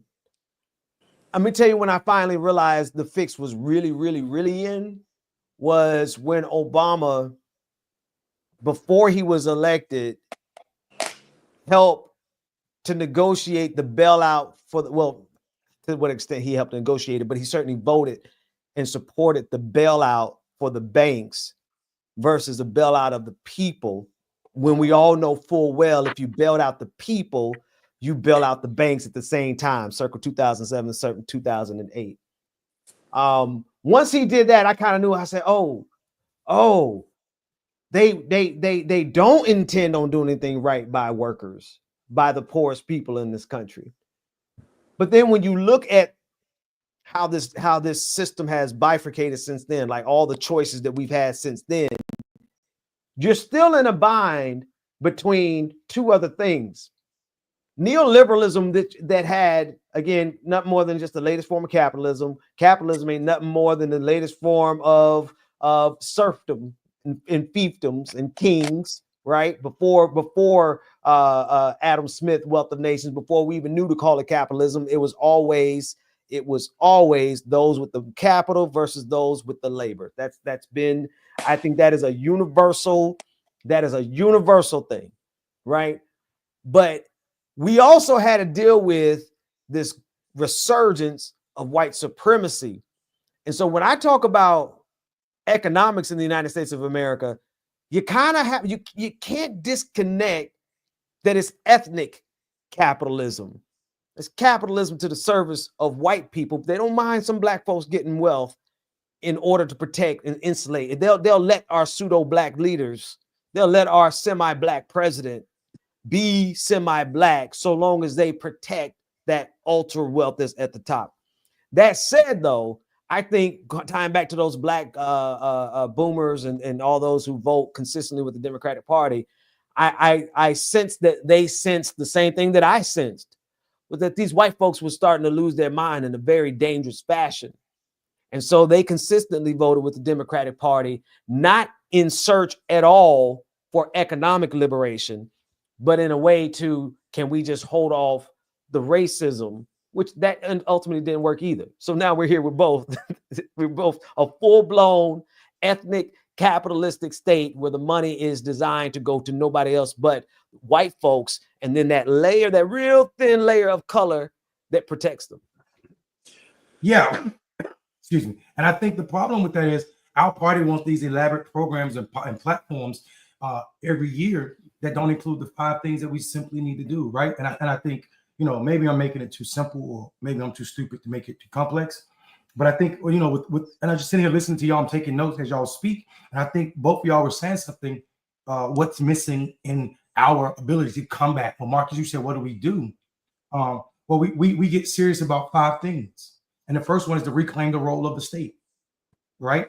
We need a state that is investing more in public investments, right? Taking back, and that investment include things that don't seem like they create wealth, like healthcare.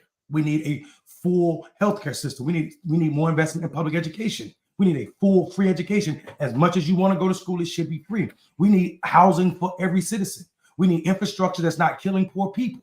The second thing we need, come on, guys, stick with me for a minute. We need to strengthen collective power. If our economy is not about strengthening unions and workers' ability to say what they will and will not work for, then we are just doing the bidding of capitalism and neoliberalism. We find ourselves with a Donald Trump right now, who is neoliberalism on strength because we haven't done a third thing. We've not come up with an alternative economic movement or platform. Because what they say is there's no counter to neoliberalism. But the truth of the matter is we need to stop thinking about growth. We need a degrowth ideology. We need a post-growth ideology that focuses on people and people's lives, right? And the human aspect of living and not making it that people live simply to work for rich people. Well, we are not cogs in the system. And the fourth thing we got to do, we got to reframe our ideology. We need a different ideology, man. And I don't know if we don't know that if we're not talking about in a moment right now,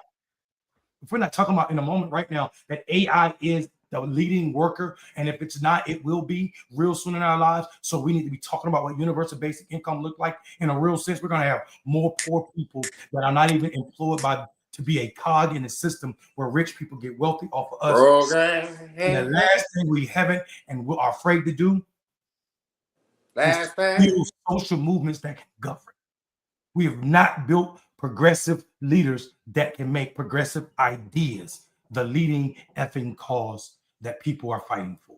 Because if you take off titles and talk to rednecks in rural spaces, they are super progressive. They care more about those policies, but you can't use terms like Obamacare. You can't use things like DEI, and you still can animate these people. So my thing is, if we're not doing those 5 things, our platform don't say clearly those 5 things. If we don't sit down and think about what it means, we are playing politics in a time where we shouldn't be playing anything. Let the church say amen. Yeah, man. Yeah, man. Listen, on that note, before we continue, because Mondale just put the M in mayor, and he also put the M in mandate. So let me just go ahead and say that. Amen. Amen again. And also, folks, you're watching clickbaity political thirst trap. That right there, Ben, that needs to be clipped. And also, more importantly, if you got a Facebook page right now, there's a share button on whatever YouTube channel that you're watching right now. You need to share this. If you haven't liked and subscribed to our channel yet, which, by the way, you probably have, but if you haven't, please like and subscribe. Mondale just laid down the law for us. Like, subscribe, and share. Do me a favor before we even get into another topic, because we're getting close to time. In fact, we are in time. If just right now, go on your Facebook page. Put a squirrel up once you've done it. Go on your Twitter page. Go on your TikTok page. Share this link to that, and then type an acorn in or a squirrel in after you do it. And we're gonna wait. We're gonna be quiet for a second. My dad just delivered our answer. I asked a question, he delivered the answer, and then he delivered the answer that we all need. But I need everybody right now. I know I'm going into my pastor mode, like Mondale done preach. Ben is the deacon, and I'm the guy collecting the money right now. I need us to go ahead and just share this somewhere else right now. I want everybody watching to just share this right here, because I think it's important for voices and conversations like this to get out to other people. And believe it or not, y'all might think y'all lame. Y'all might think y'all are awesome. Y'all might be empaths. Y'all might be a narcissist. Y'all might be everything. But people listen to you, and the more people that share this, the more content we can get out, and the more people that we can actually have this voice go out to, because conversations like this are necessary. So before we say another word, and before we get up off this channel, I want to see some squirrels. I want to see that you shared it somewhere else than you shared it here before. Okay, there you go. That's what I'm talking about, Silky. Anybody else? Anybody else coming with it? Or are we just gonna be? Do we have any squirrels in the audience? Do we have any squirrels? Any squirrel gang in any the acorns? Any acorn? Hang on. I think they need a little inspiration. Hang on. Let me give them the offering music. Hang on. All right. Now,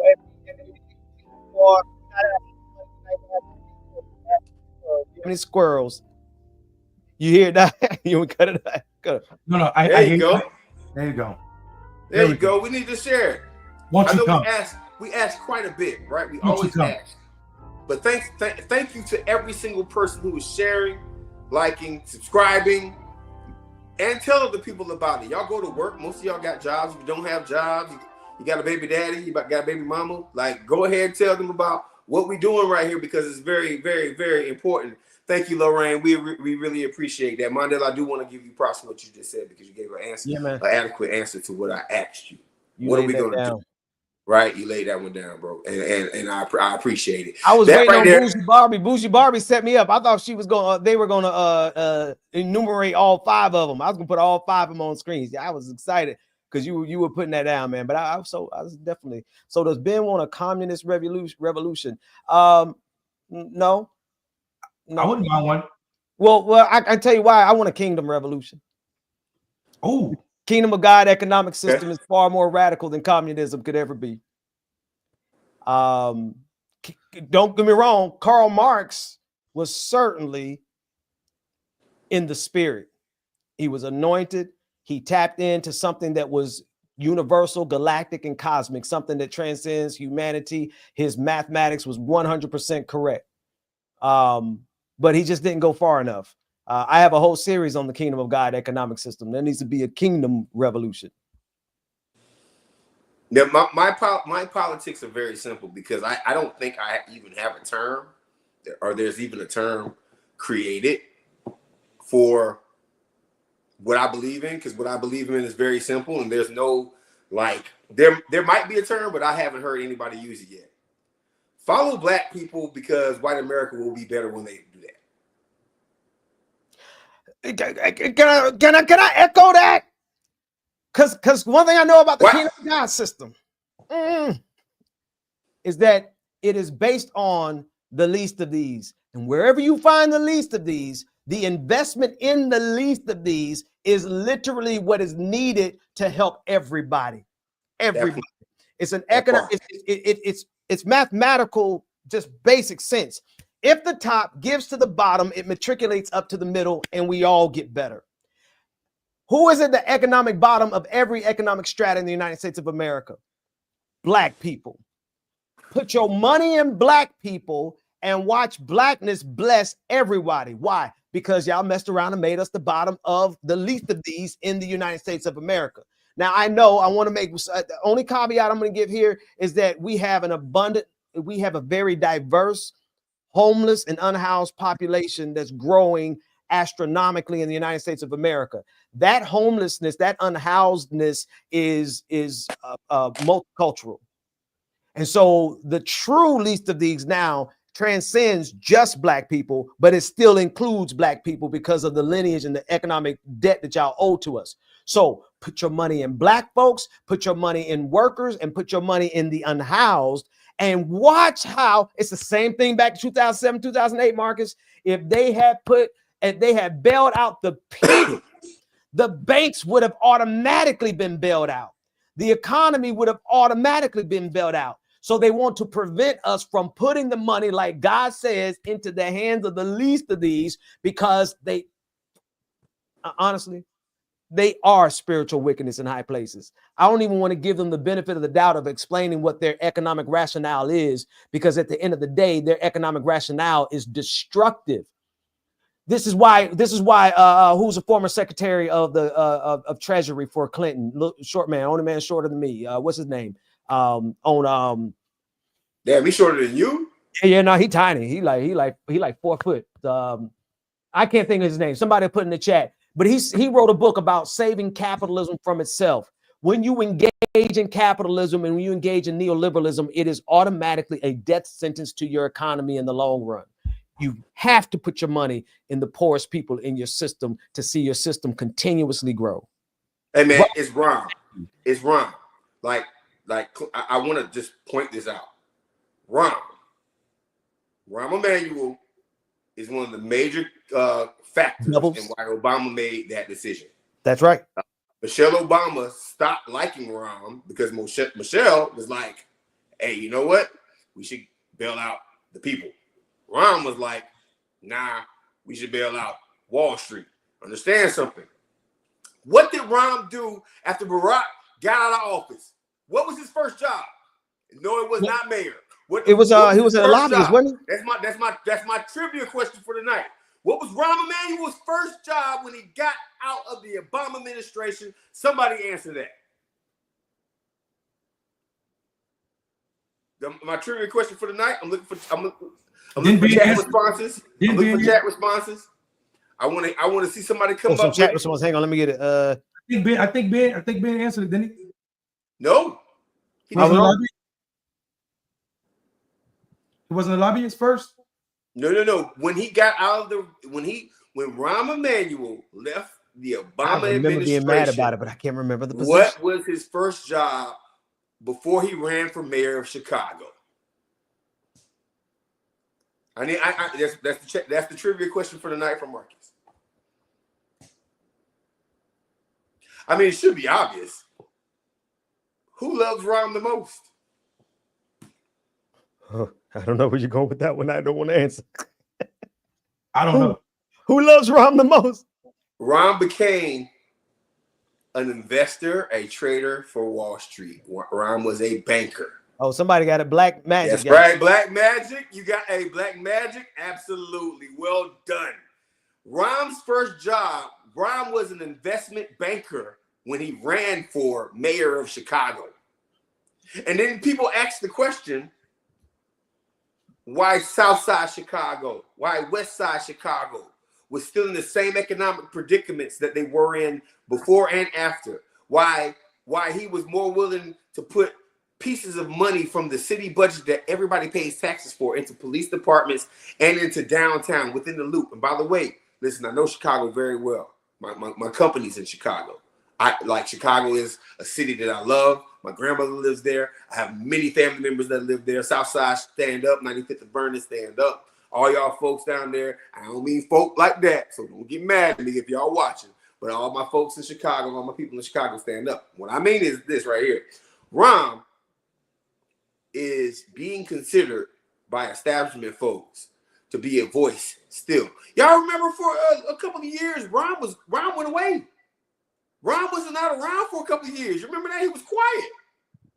Why was he quiet? Because that F-boy know what he did with who? Laquan McDonald. He know what he did. Yeah. He had to get quiet. Can I say what he did?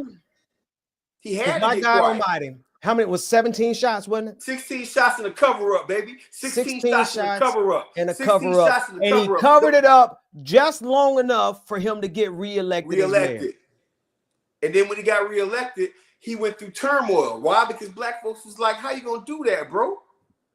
Listen, Rahm's America is going to be, and that's what I'm afraid of. That's why him and Gavin Newsom getting together and doing conversations, which you probably could pull up if you wanted to right now, Ben. But him and Gavin Newsom doing conversations right now should scare black people and also free people in America just as much as Trump does. Now, don't get this confused. Do not get this confused.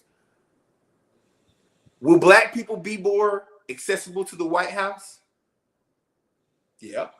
Will black people be more accessible to getting elected with a Rahm Emanuel and a Gavin Newsom? Yeah. Their diversity coats Trumpism.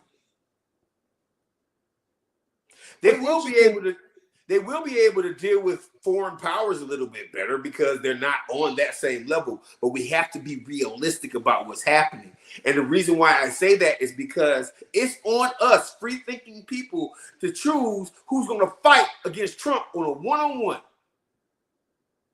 Because that's coming up faster than you think. Next April, we all got to start thinking about who's going to fight against Trump. Well, I mean, you concluding that he gonna go for a third term? I think Trumpism is gonna last forever.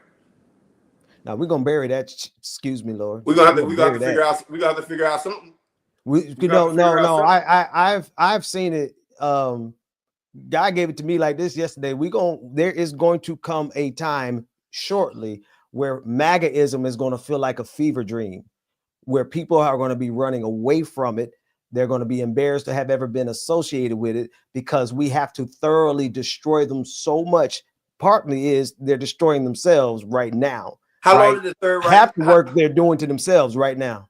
How long did the Third Reich last? 13 years, 12 years, 14 years? How long did it last? You got me on that one. I don't know. I think it was Let's somewhere see. around 20 to, I mean, 5, like 8 to, no, it was like 13 years, right? The Third Reich was around. It was around. 12 years. Yeah. Right, yeah, 12 years. Well, we're already in year 10 of MAGAism. Could think about it. We've been dealing with Donald Trump since 2016. Honestly, I think we're in year 3, like 2 of MAGAism, because this version of MAGA was not Trump #1. Well, Third Reich, they started out as Third Reich. Good point. Good point. Yeah. No, we've run our course with MAGAism. It honestly, I guess we coming full circle to what you said at the top of the show, Marcus. Because he is bottoming out this So 97 years. They go both. He is making America hit rock bottom. And he's partly doing the work that's necessary for us to bury this once and for all. But here's the thing, and this is where I agree to 100%. It will not be buried once and for all if all we do is put in the next neoliberal. It won't. It will provide the opportunity for something worse than Trump is. And that's hard to imagine right now, but that's just the cycle of world history. So I got a question for you. Guys. Hey, man. So if they put in another neoliberal, if Democrats in a primary elect another neoliberal, and then there is a Trumpist, a MAGAist that's a Republican, is there a moment possible that we ever go third party or figure out something else? Or like, are y'all going to tell me right now, my brothers, that we just have to go with the neoliberal again? I am asking that for future sake, and I'm asking that because I'll answer that. I fundamentally think that the Democratic Party is like rigs everything now. Flush the toilet and wash your hands. Do it. I had a dad for a second. Somebody about to catch one. You better wash the hands and flush that toilet. I had to make a song about it. Close the toilet, flush the toilet, wash your hands, and cut off the lights. That's a whole song. Look, having a parent moment except me, the guy over here with no kids, nobody. I'm just listen. I'm gonna tell you the honest truth. This is how I look at neoliberalism. No, I know. No. I gotta split it in two, man. Institutionalism. Without institutions, we don't have any capacity. All we have is who has the most guns. Oh, wow. I can't live in that society. Will I live to fight another day having to vote for Gavin Newsom? My goal is for us to not have to get there. My goal is that we need to solidify Black power so much that we make that statement right now before we even get to that possibility. I don't want us to have to come to that crossroad. But if we come to that crossroad and this Gavin Newsom versus JD Vance, do I understand that the swing back is going to be bad? Yeah.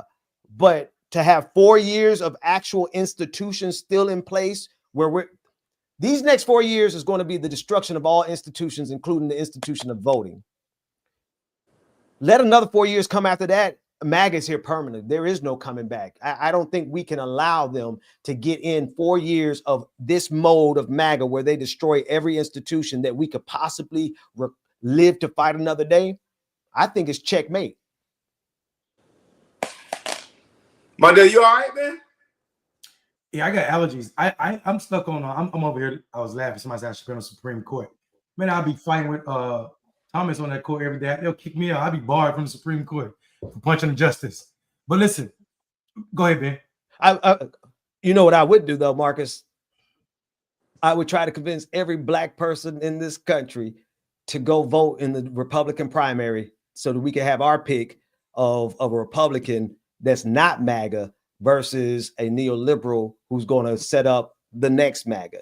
I would say I would honestly, if we came down to something of that disgusting of a choice, we'd have to do something pretty creative. Yeah. Doing that would ensure that we would have the least black friendly candidate in the Democratic Party.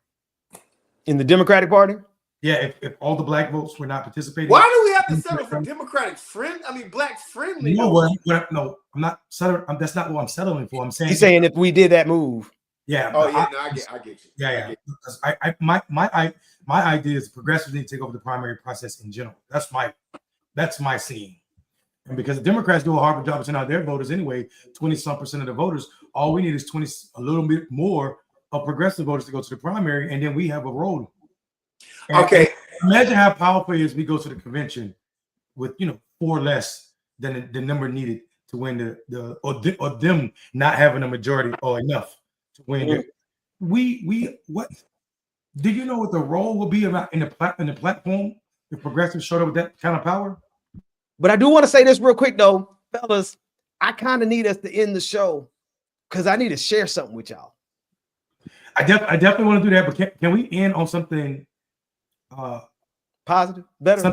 It ain't positive. It's as American as apple pie and baseball. Oh yeah. Shannon Sharpe. Yep. Yep. Now hang on. I already got that video ready. So if you've not seen what's happening to Shannon Sharpe right now, it is absolutely crazy to me. This same lawyer who went after Jay-Z, who finally the lady finally came forward and said that she was put up to it, didn't happen. Is doing the same thing as Shannon Sharpe. Here's the problem.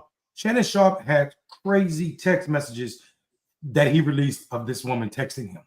And the thing she was asking for, put a dog chain around my neck and put a big black baby in me and do stuff to my a-hole, the stuff she was asking for. And then her lawyer having the audacity to threaten to put out a 30-second video when Shannon Sharpe said that video was edited by the lawyer to look a certain way. He said put out the entire video. It's absolutely scary. You gonna play the video? Yeah, you want to hear it? Let's. I'll roll it. Hang on. Absolutely. Go ahead. Here we go. Let me know if y'all can hear it. To my family, friends, supporters, and colleagues, I want to speak to you directly and from the heart. This is a shakedown. I'm going to be open, transparent, and defend myself because this isn't right. This is all being orchestrated by Tony Busby, who has targeted Jay-Z. Tony Busby targets black men, and I believe he's going to release a 30-second clip of a sex tape that tries to make me look guilty and play into every stereotype you could possibly imagine. That video should actually be 10 minutes or so. Hey, Tony, instead of releasing your edit, put the whole video out. I don't have it, or I would myself. You know what happened, and you're trying to manipulate the media. The encounter in question took place during the day at her invitation, and now that appears to be a deliberate setup, coordinated by Gabby, also known as Carly on OnlyFans. Gabby and Tony Busby want $50 million. What they're getting is sued for defamation and trying to take me down. My career is all about real talk and honesty. I know my family and fans know exactly what this is about. And I'm going to be out there telling you whatever I need to say, just like I always do. I love all of you guys. Thanks. Listen, I appreciate this brother not going in a hole because we know what's going to happen. Listen, I like Bakari, but Bakari was saying that Shannon shouldn't have said nothing. He's getting bad advice. I think you got to say something in this moment. We saw exactly what happened when you sit silent and don't say anything. This is absolutely crazy. Is that revenge porn? It absolutely seemed like it to me. And the fact that you're editing the video to 30 seconds when it should be a 10-minute video tells me that out of that 10 minutes, because if it was 10 minutes of damning information, you would let go of 10 minutes of it, but you're not doing that. Now, with that said, here's what I'm going to say. Shannon Sharpe, 54-year-old. What do you want with a 19-year-old? What, bro? You got too much money to be out here acting like that. That's all I'm gonna say on that. Hey man, he's damned if he does, damned if he doesn't. And I no longer am gonna play this game about like. Here's my thing. No matter what happens, dude. Like we can look at Jonathan Majors. We can look at like just so many black men just across the board. And I don't care anymore. I don't care if whoever looking at clickbaity right now and says, "Oh, Marcus, you toxic." This I don't care. I'm gonna tell y'all the truth right now. Black men are scarred. All y'all gotta do is just come up, like whether he's right or wrong, right? The accusation at this point in America, just the accusation, scars us. Jonathan Majors lost the Marvel contract, got proved to be right, and still didn't get his money right. All y'all gotta do is just say, black man here, I am here, this is what happened, and just because of the accusations, you lose becoming the primary villain in fucking Marvel. Look, y'all can like Shannon, y'all can not like Shannon, y'all can think he's thirsty, y'all can think he's LGBTQIA, y'all can think whatever the hell you want to him. Y'all can think whatever. All that matters is he got that accusation. Now, check this out. Shannon Sharpe provided us one of the most contextual, beautiful interviews of American history at the beginning of this year. His interview of Cat Williams was probably one of the best interviews that was ever done in media. Changed America, actually, in its own way. You think he would have been getting sued for $50 million as a tight end for the Denver Broncos? No. But it doesn't matter whether he wins or loses. All it is that, really, either he pays out some money right now. They might be asking for $50 million, but they want that Cat Williams money. They want that $10 million, no matter what. Whether he did it or not, they're hoping that he settles. And what I'm sick of is no matter what happens, automatically, when a black man in America gets anywhere, that's why Barack Obama probably had his penis tied somewhere behind his back and never even thought about anybody and walked away from everything. That's why, what's your boy name, who played Killmonger, who played in one of the greatest movies that just came out ever, Sinners, Michael B. Jordan. Mm-hmm. If you ever notice Michael B. Jordan on the red carpet, he doesn't touch women. He doesn't shake their, like, he really hardly gives them hugs. He gives them the air hugs. Yeah. Wisdom. Why? Because Michael B. Jordan, watch what happened to all the other black people, all the other black men. We have to be, and I'm going to tell you something. I am not saying that black men are innocent in every situation. Please believe me. R. Kelly did some of that shit. But what I am saying is a lot easier and a lot lower bar for black men to get accused.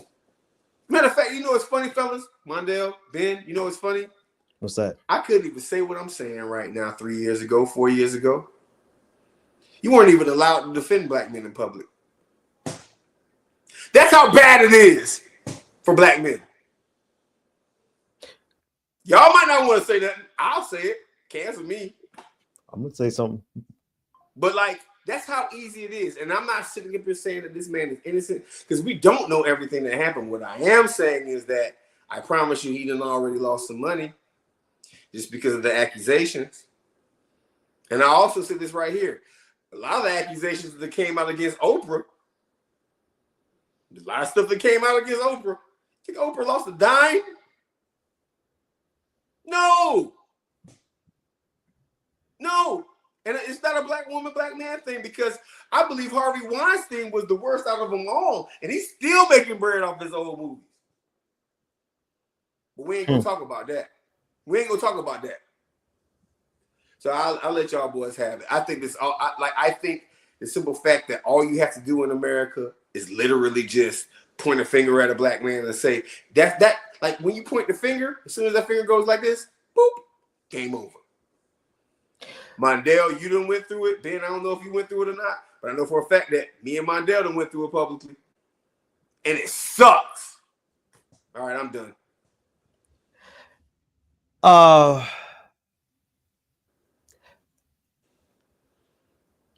It's hard for me to say what I got to say, but I'm gonna say it because it's I got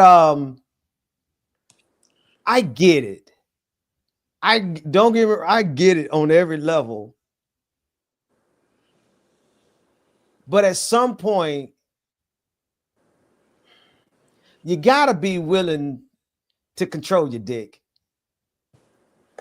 This got nothing to do with the accusation against him. It's got everything to do with my brothers in Christ. Control your dicks. It hit me late. But it just hit. Okay, go ahead, Ben. Here, the reason I say this is because what destroys most men, it's going to fall in one of three categories: alcohol, gambling, or women. Well, you sound like a 1920s preacher. I got that from a 1920 preacher all day. All day. My granddaddy told me that. He said, Ben, what destroys a man is alcohol, gambling, and women.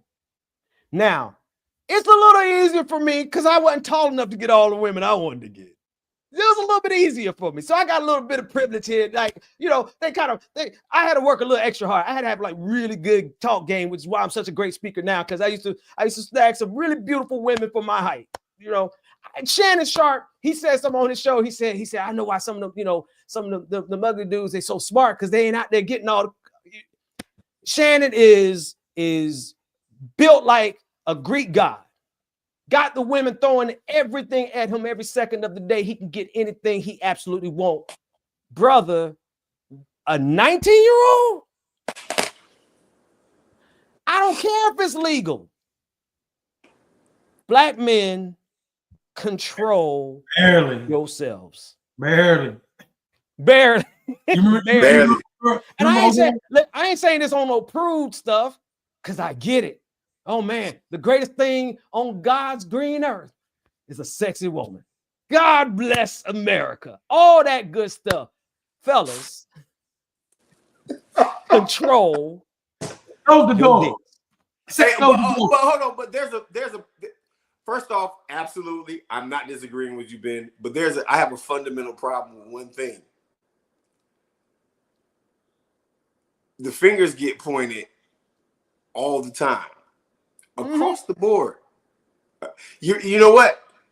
What you're saying is what we say to each other when we're not on clickbaity. What we're saying is what we say to our friends in our personal day-to-day circles. What you're saying is what we say as high-performing black men to each other all the time. High-value black men. Kevin Samuels, we call all three of us high-value black men. What you're saying we say to each other all the time. The problem is that it doesn't match society. It doesn't match what is real and what's fake. And what I mean by that is we don't get, oh, my mama coming. My mama about to walk in. We don't get the same deference when it comes down to accusations. And I'll stay there. Ben, man, you're in Technicolor, bro. What's going on? I'm coming right back. Yeah. So anyway. Yeah. So I listen. I just think for me it's we see the same lawyer doing the same trick. That's my thing. And we also know. I hear what you're saying, Marcus. I hear what you're saying, Ben. And to me, the 19 and I mean, Shannon Sharpe got a daughter older than that. Come on. You know what I'm saying? And for me, that's yucky. That's a problem. You got a daughter older than that. His oldest daughter, I think, is Kayla. What is it? What is the kids? Kayla. He got 2 girls and a boy. And his older one is a daughter. She's 20-something, 30-something maybe. So I think that to me was the yucky part. I also think to me, there's some truth what Marcus said. We see all of these. I mean, Russell Simmons' daughter's with a 60-year-old white man, and she barely 18. We see all of these famous white actors, even Leonardo DiCaprio with these young women, and he's in his 50s too. Nothing said, and I think Leo's 49. Yeah, that's 50. Yeah. Sorry, Marcus, you 50. No, I'm not. 49. And if I'm 50, you 50, bro. Let's go. I'm 45, about to be 46 on Sunday. You're 50. Okay, I'll take that. Thank you. That makes me old for a black man. I'm 50 with a 42-year-old wife, not no 19-year-old girlfriend from OnlyFans. Hey, come on. Imagine if you're 19 and Shannon Sharpe shows up in your OnlyFans account. He shouldn't show up in their account. I will agree with you on that part. Shannon Sharpe, if he's gonna be single out here, he should have his own website of women that are verified, that are already, that he ain't about to go through this. And I know, and there's some baddies on the planet. Mondale, go ahead and finish your thought, though, Mondale, because I want to say something. I don't want to miss your point you were about to make, Mondale. It's a simple point. We should, and I think this is the control your D conversation that Ben was having. There has to be a level of discipline associated with having opinions that you can't make hard or not solve. So we know we can't control the direction, but you can control the direction. Come on. Come on, man. Everybody, listen. I don't know too many people on the planet who don't love it. We should. It's there for a reason. God bless America. What's the right? you talking about? It. What I'm saying though is, Shannon Sharpe, you almost a senior citizen. I can't tell a man how to live his life. I don't care if I am a pastor. But let me tell you something. If you out here at that age and don't have control over yourself, not to put yourself in this situation with a 19-year-old, and you have literally the pick of the litter, excuse terminology, but you literally can be with almost anybody you want to be with, brother. Like, come on, there's some 60-year-old women out here who bodies is banging like a 19-year-old. What are we doing here, fam? Hey, Angela Bassett. Come on. What are we doing? So it ain't about being a prude, because I ain't one. I'm just a well-disciplined man who loves his wife. Ben, I stand corrected. Shannon Sharpe's oldest daughter is 33 years old. Come on, man. The woman he was with is old enough or is young enough to be his daughter's daughter, to be his granddaughter. That's a fact. That's a fact.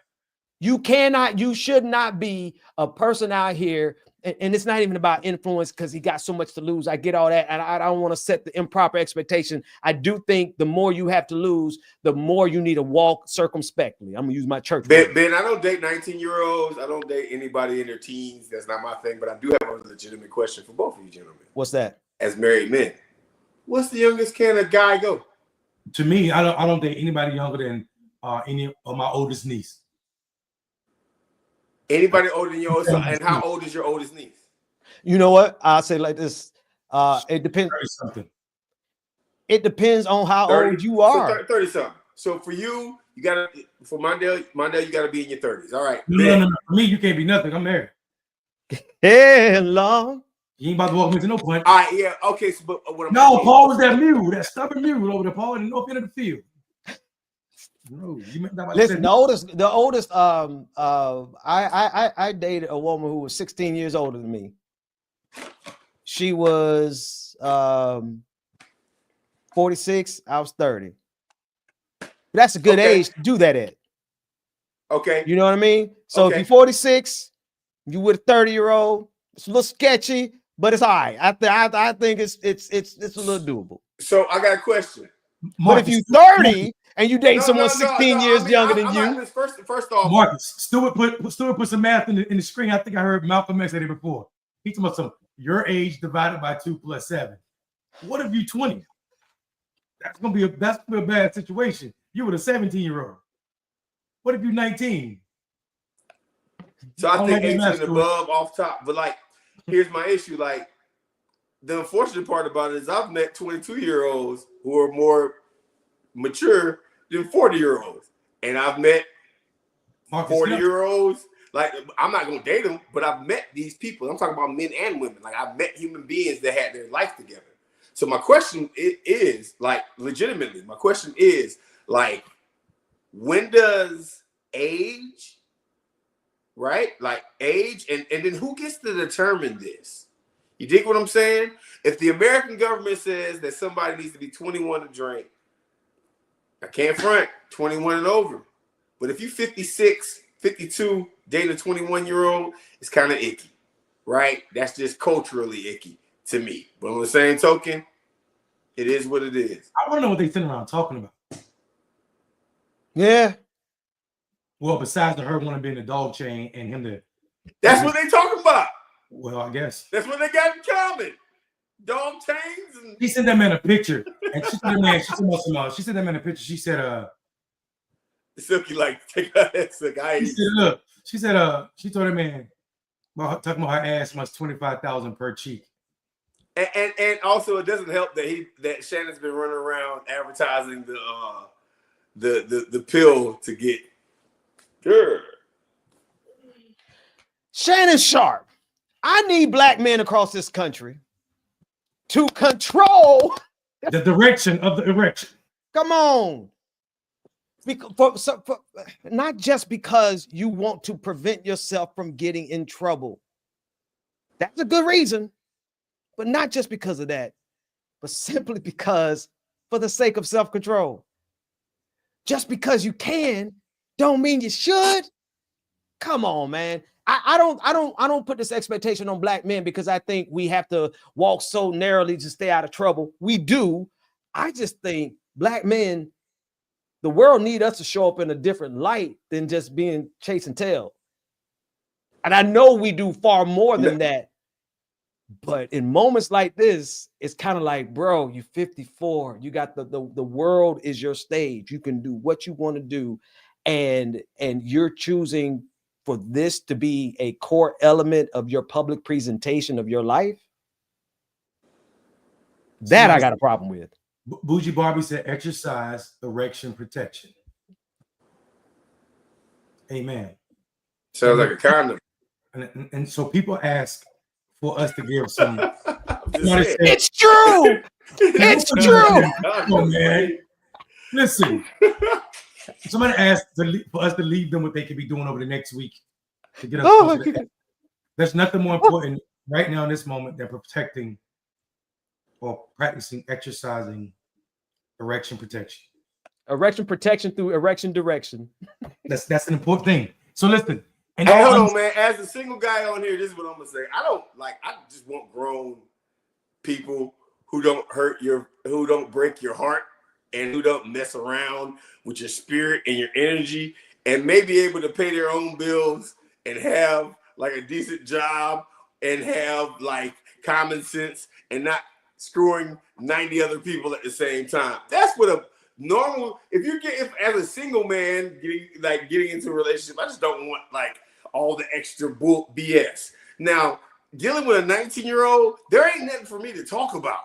You dig what I'm saying? Like dealing with a 30-year-old at this point really ain't much for me to talk about. I'm looking at IRAs, running businesses, but here's the thing.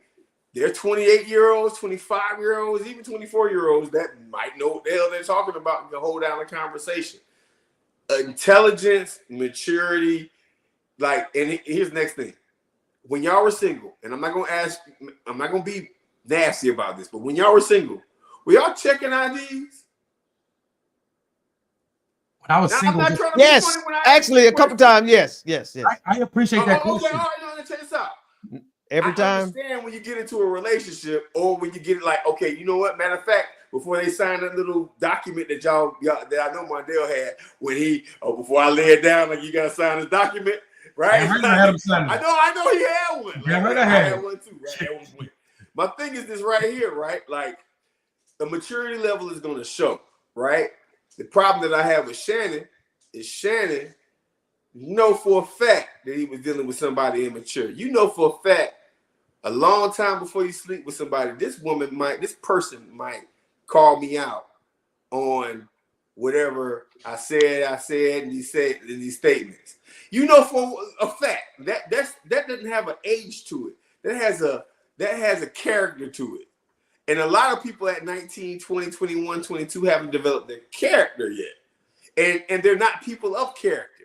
They're people of, you know what? I got me a rich dude with a bag. So therefore, or like we got to be realistic about how we talk about things. And I'm not like saying I don't want no teenager. I really don't want no 20-year-old, right? Like the youngest I ever dated was my ex, which was like 13 younger than me, and she was 33 when I started dating her. So I'm aging myself, right? Like, but like when it comes down to like, but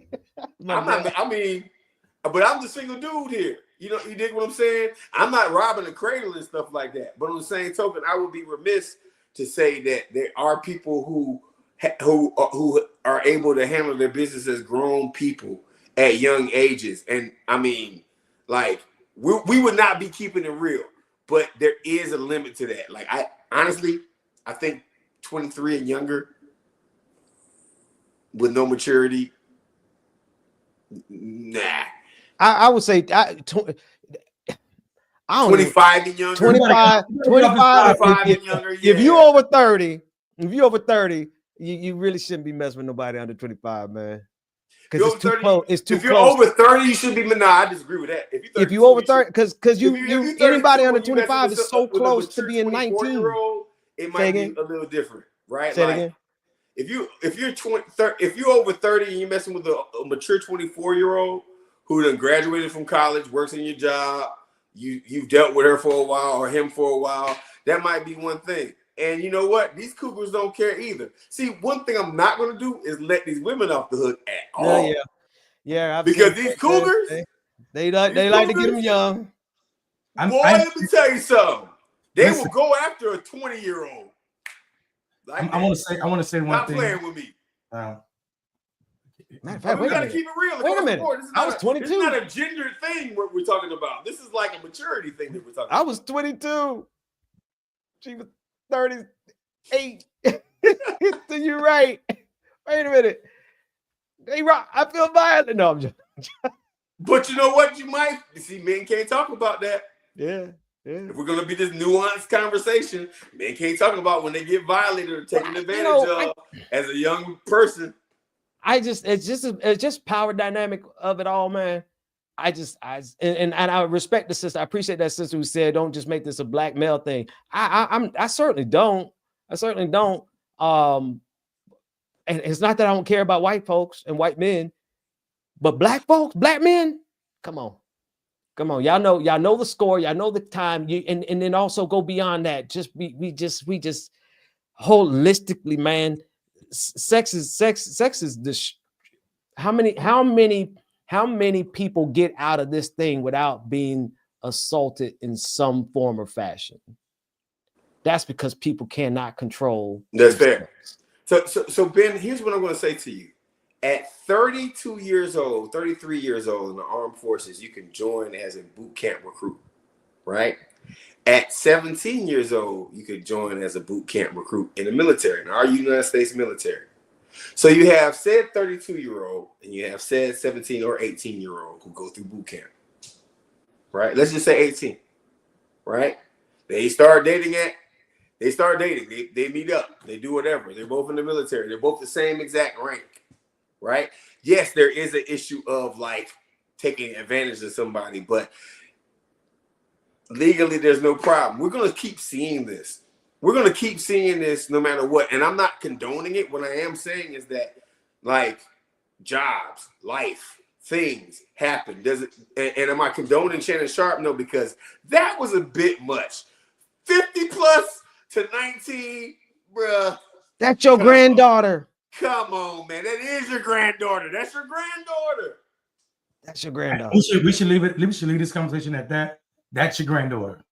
Yeah, that's it. That's your granddaughter. That's your granddaughter, bro.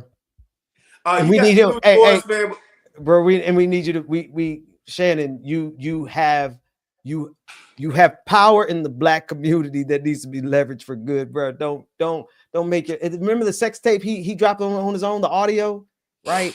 It's like, come on, man. You 54. Of course, everybody loves sex. Did he drop that sex tape? Yeah, the first audio. It was a mistake on. He said it was a mistake on Instagram. It was alive. That's how he got the contract with the little Roman folks. Hashtag.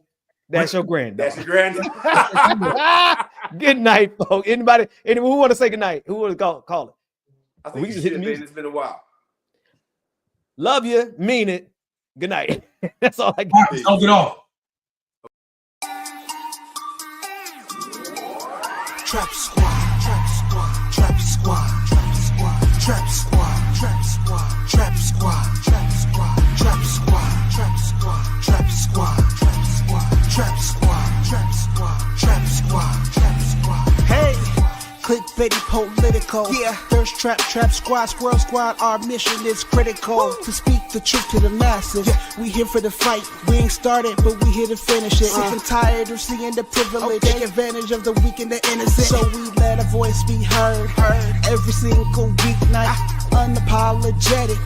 Black people, despite this white supremacist system that we live through on a daily, we still throwing up those acorns cause we represent clickbaity. Trap squad, trap squad, trap squad, let me hear ya. Trap squad, trap squad, throw those squirrels up if you with it. Trap squad, trap squad, yeah I see you, yeah I see you. Trap squad, trap squad, trap squad, trap squad, trap squad, trap squad, let me hear ya. Trap squad, trap squad, throw those squirrels up if you with it. Trap squad, yeah I see you.